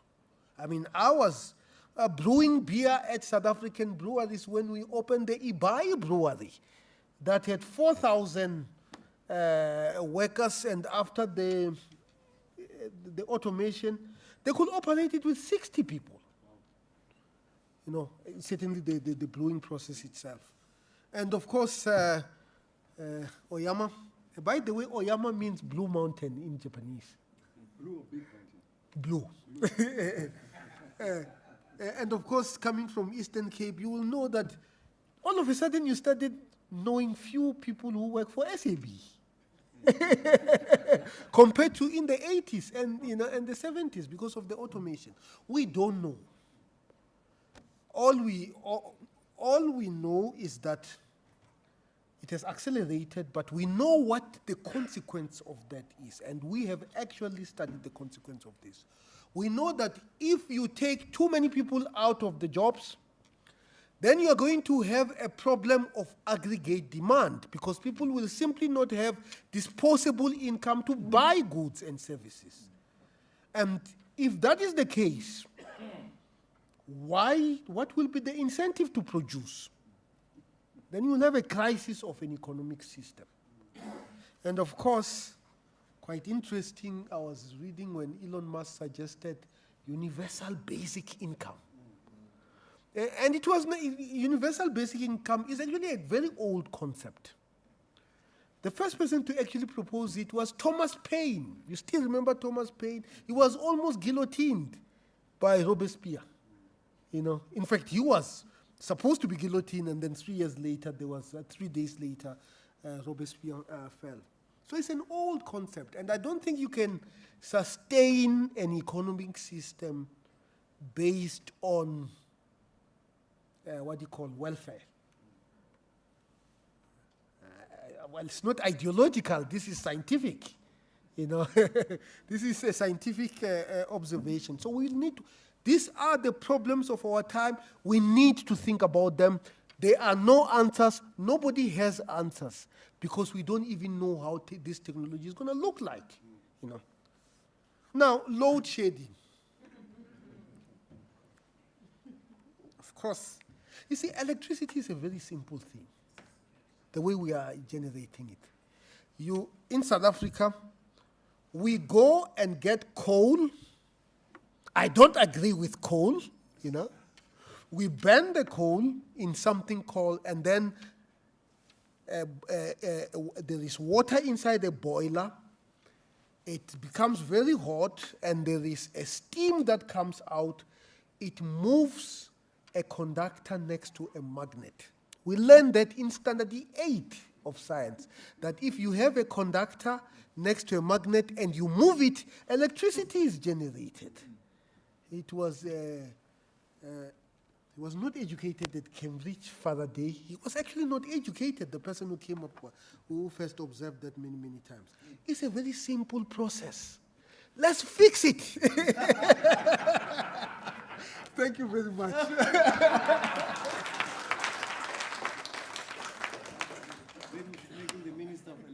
I agree. So I think we can, with your permission, Program Director, take one final round of questions. So we'll take some online, but we'll first give first preference to those who are here. So can I see some hands for this round from the Program Director himself? Professor Marwala, I don't know if I misunderstood.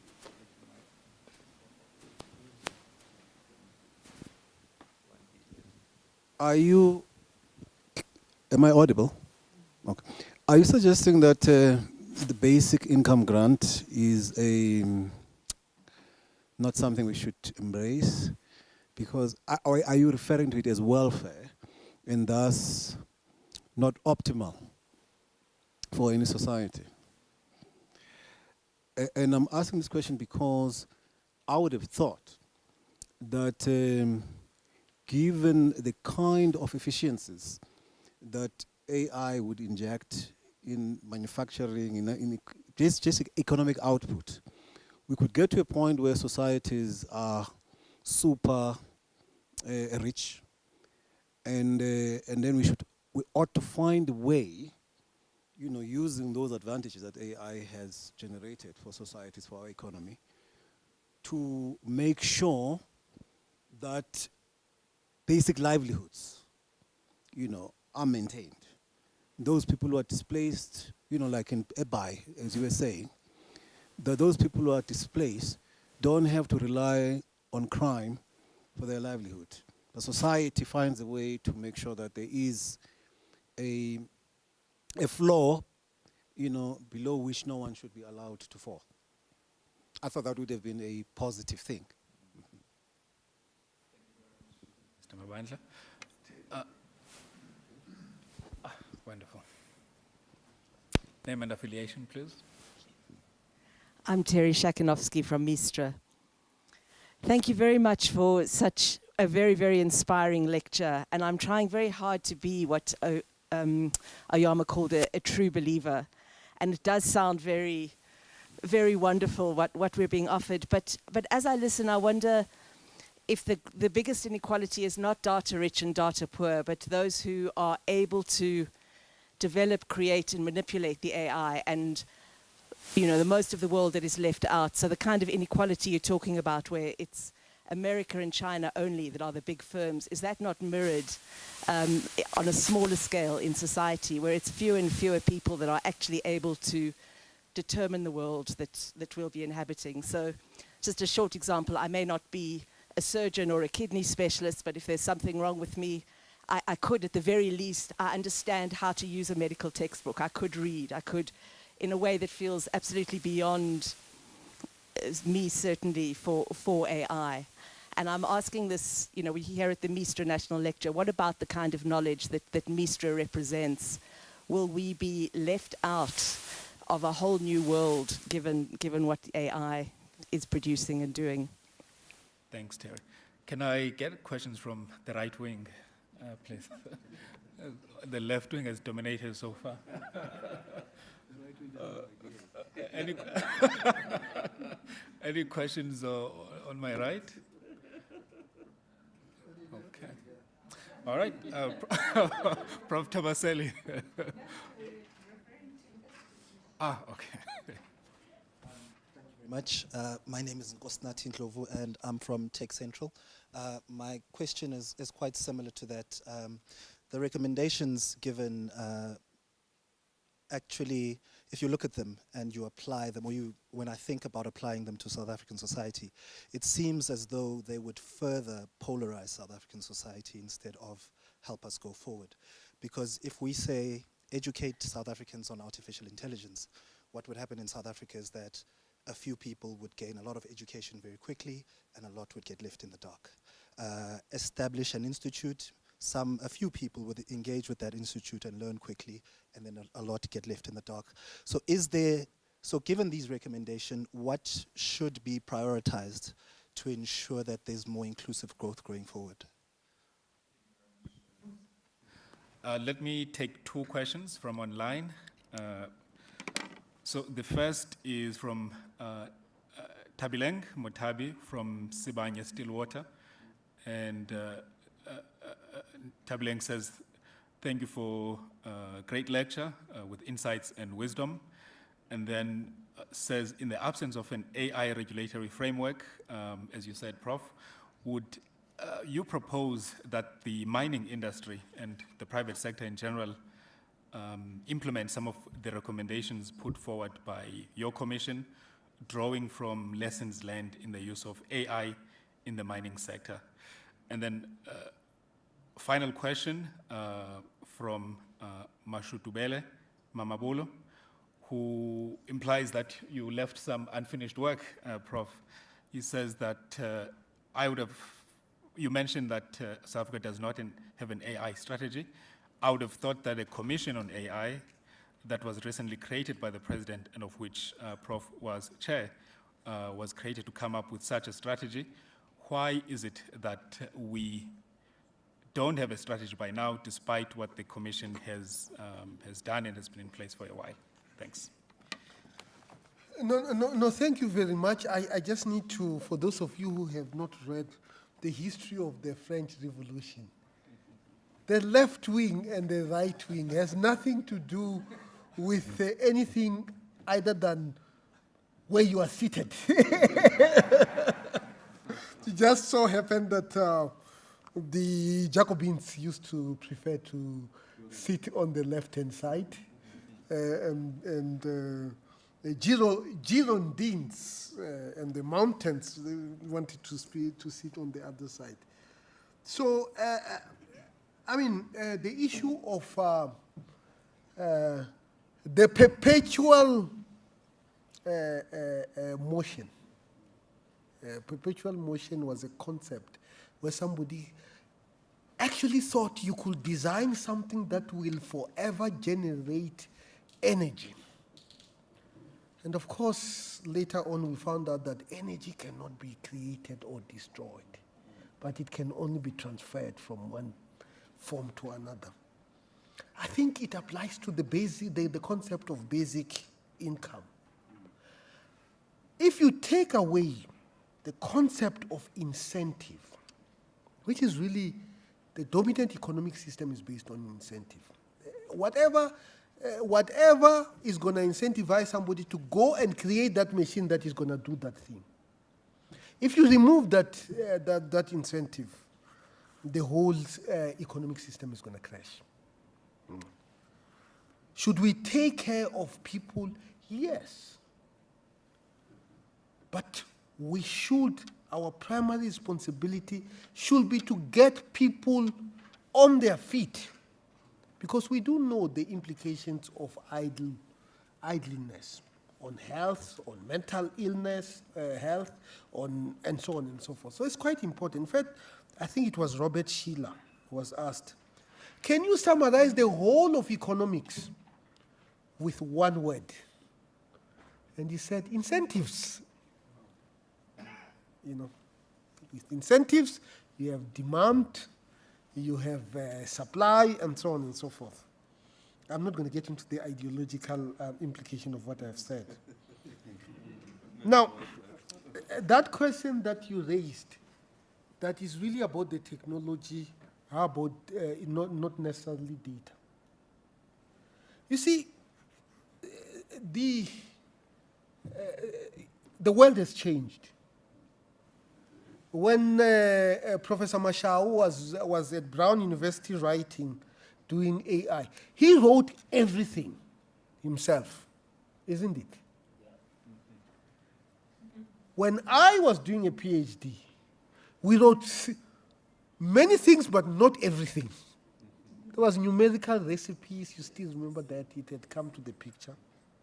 Today, all the algorithms are available for free. Google has something called TensorFlow. It has all the algorithms available. But somebody says, there is nothing for free. All they are doing is to incentivize you to develop apps on their platform, the same way they did with Android. That's the same process, you know.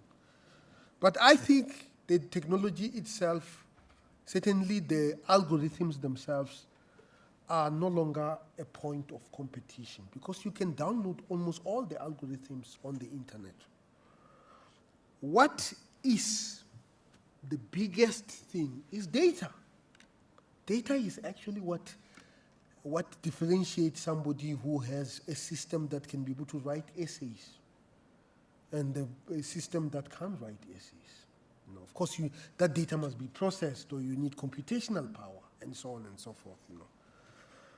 So the AI race has really become the race for two things are defining the AI race: access to data and access to the computing power that you need to use the algorithms that are freely available to create, to make sense, or to create systems that are going to do things, generate or predict. Now, the Fourth Industrial Revolution Commission recommendation. I will say this, you know. Life is always a tale of two cities. The responsibility of good leadership is to design mechanisms to ensure that whatever comes out of whatever recommendation you are dealing with, you take care of the greatest number of people. It's called the principle of utilitarianism, you know. And of course, there are sciences that have been developed to create mechanisms. And I don't like to be, Wongani was telling me that I am a PR machine. I don't agree with Wongani, you know. But there is a book on mechanism design and artificial intelligence that is available on Amazon. Go and buy it. You know, it will tell you how to design systems that are able to have a particular outcome. I'm not going to reveal the author, you know. Now, the mining industry, I think it has to automate. I think there is, somebody was telling me that there used to be a statement in Japan that says that it is immoral to require people to do that which can be done by a machine, especially if the point at which these people are supposed to operate, this is known to be a dangerous place. I used to have a red ticket, by the way. For those of you in the mining industry, you'll know what a red ticket is. Is you will go to a doctor, they will take an examination and they say you can go down. Just after my undergrad, I worked for CSIR Mining Tech and I had to get a red ticket, you know. It's a dangerous place, it's humid. And I think the mining industry must automate. But it's a very difficult automation because the robot there is on rocks. There is lots of humidity. And in mechanical engineering, if there's humidity, you know rust is the consequence of that, which means things are not going to move as efficiently and so on and so forth. We need to understand that it's a much, much more difficult place to automate than an assembly line at an automotive company. The AI Commission, was it supposed to, was in the 4IR, no, the 4IR Commission was not supposed to come up with an AI strategy, because the fourth industrial revolution involves things like blockchain that have all their own issues. It involved issues like Internet of Things, artificial intelligence, and so on and so forth, and biotechnology. So it was, we were trying to craft a path for the group of technologies, and we are saying that this technology, one technology, which is artificial intelligence, is actually supposed to be taken seriously given the sort of gains that it has made. So thank you very much. No more questions. Thank you very much for inviting me. I am glad. Wow. Ladies and gentlemen, we've come to the summit of our evening, and the person who will close this evening is our Executive Director, Joel Katu Netitenze. For those who don't know him, he has a Master of Science degree in Financial Economics and a postgraduate diploma in Economic Principles from University of London, as well as a diploma in Political Science from the Institute of Social Sciences in Moscow, also known as the Lenin School. Thanks, Joel. Thank you very much, Program Director and Chair of our Council of Advisors. I should also acknowledge the other leaders of MISTRA, the board and the council, on this occasion of our annual lecture. And thank you to the Vice Chancellor, Professor Litlokwa Mupedi, and other leaders of the University of Johannesburg who have graced this occasion. Professor Marwala, listening to you today, one has come to a fuller understanding that a phenomenon that many of us thought was a few years, if not decades away, is actually manifesting in real life today. And so perhaps the words of Ernest Hemingway come to mind. He was talking about a different issue altogether, bankruptcy.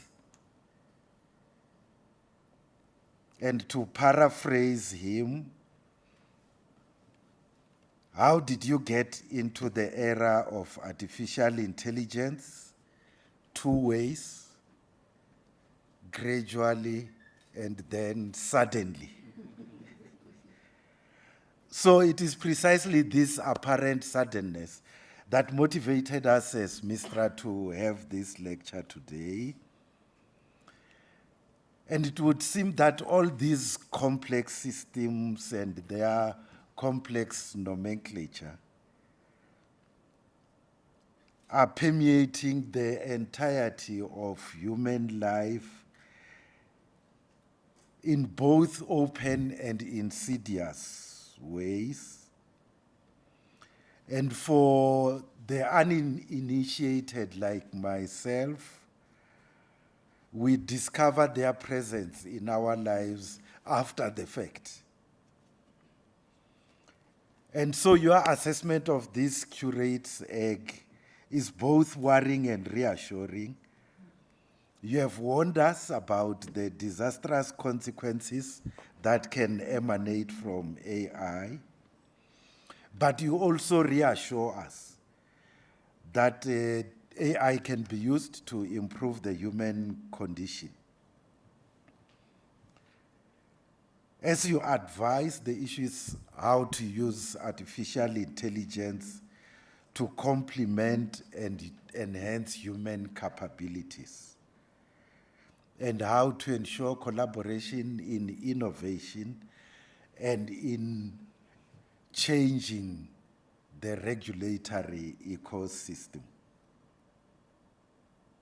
For those of us in research institutes and universities in the think industry, I think the challenge is how to ensure that we have a transdisciplinary treatment of artificial intelligence as it evolves.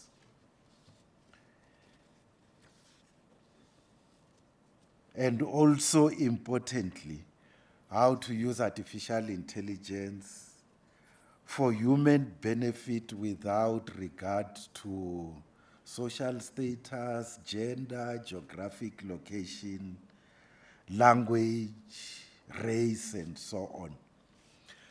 So thank you once again for a free lecture that has, I think, clarified to all of us the opportunities as well as the perils that are attached to this technology.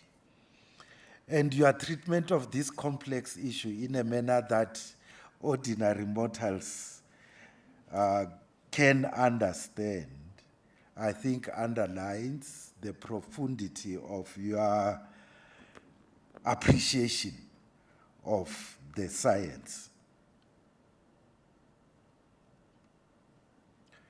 Sometimes I think the saying that familiarity breeds contempt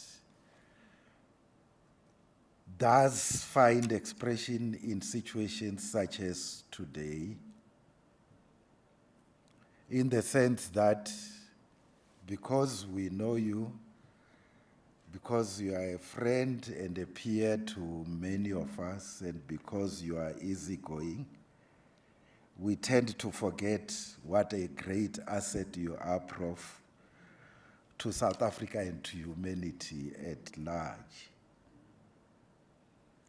We wish you all the best in your endeavors as the Under-Secretary of the Secretary General of the United Nations.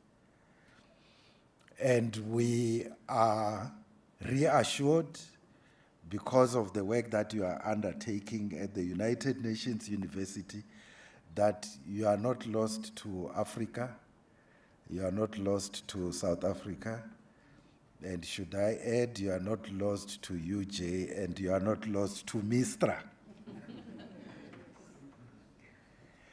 We should also express our appreciation to the respondents, Dr. Refilwe Lipere and Arthur Goldstack, as well as the discussion facilitator, Professor Bason Zenze, and to all the participants, both here and on the virtual platform. We are also indebted to the organizing team from both Mistra and UJ, including our PR agency 2807, as well as Yellowwoods, who sponsored the occasion. We do hope that next year's Mapungubwe lecture will largely be physical, so that we can more directly revive the friendships that used to exist before COVID. So thank you to everyone, both here and on the virtual platform. The lesson has been internalized. I think not only by myself, but all the participants, that what you need to do is to think about human benefit. Technology should just complement that. Thank you very much to everyone.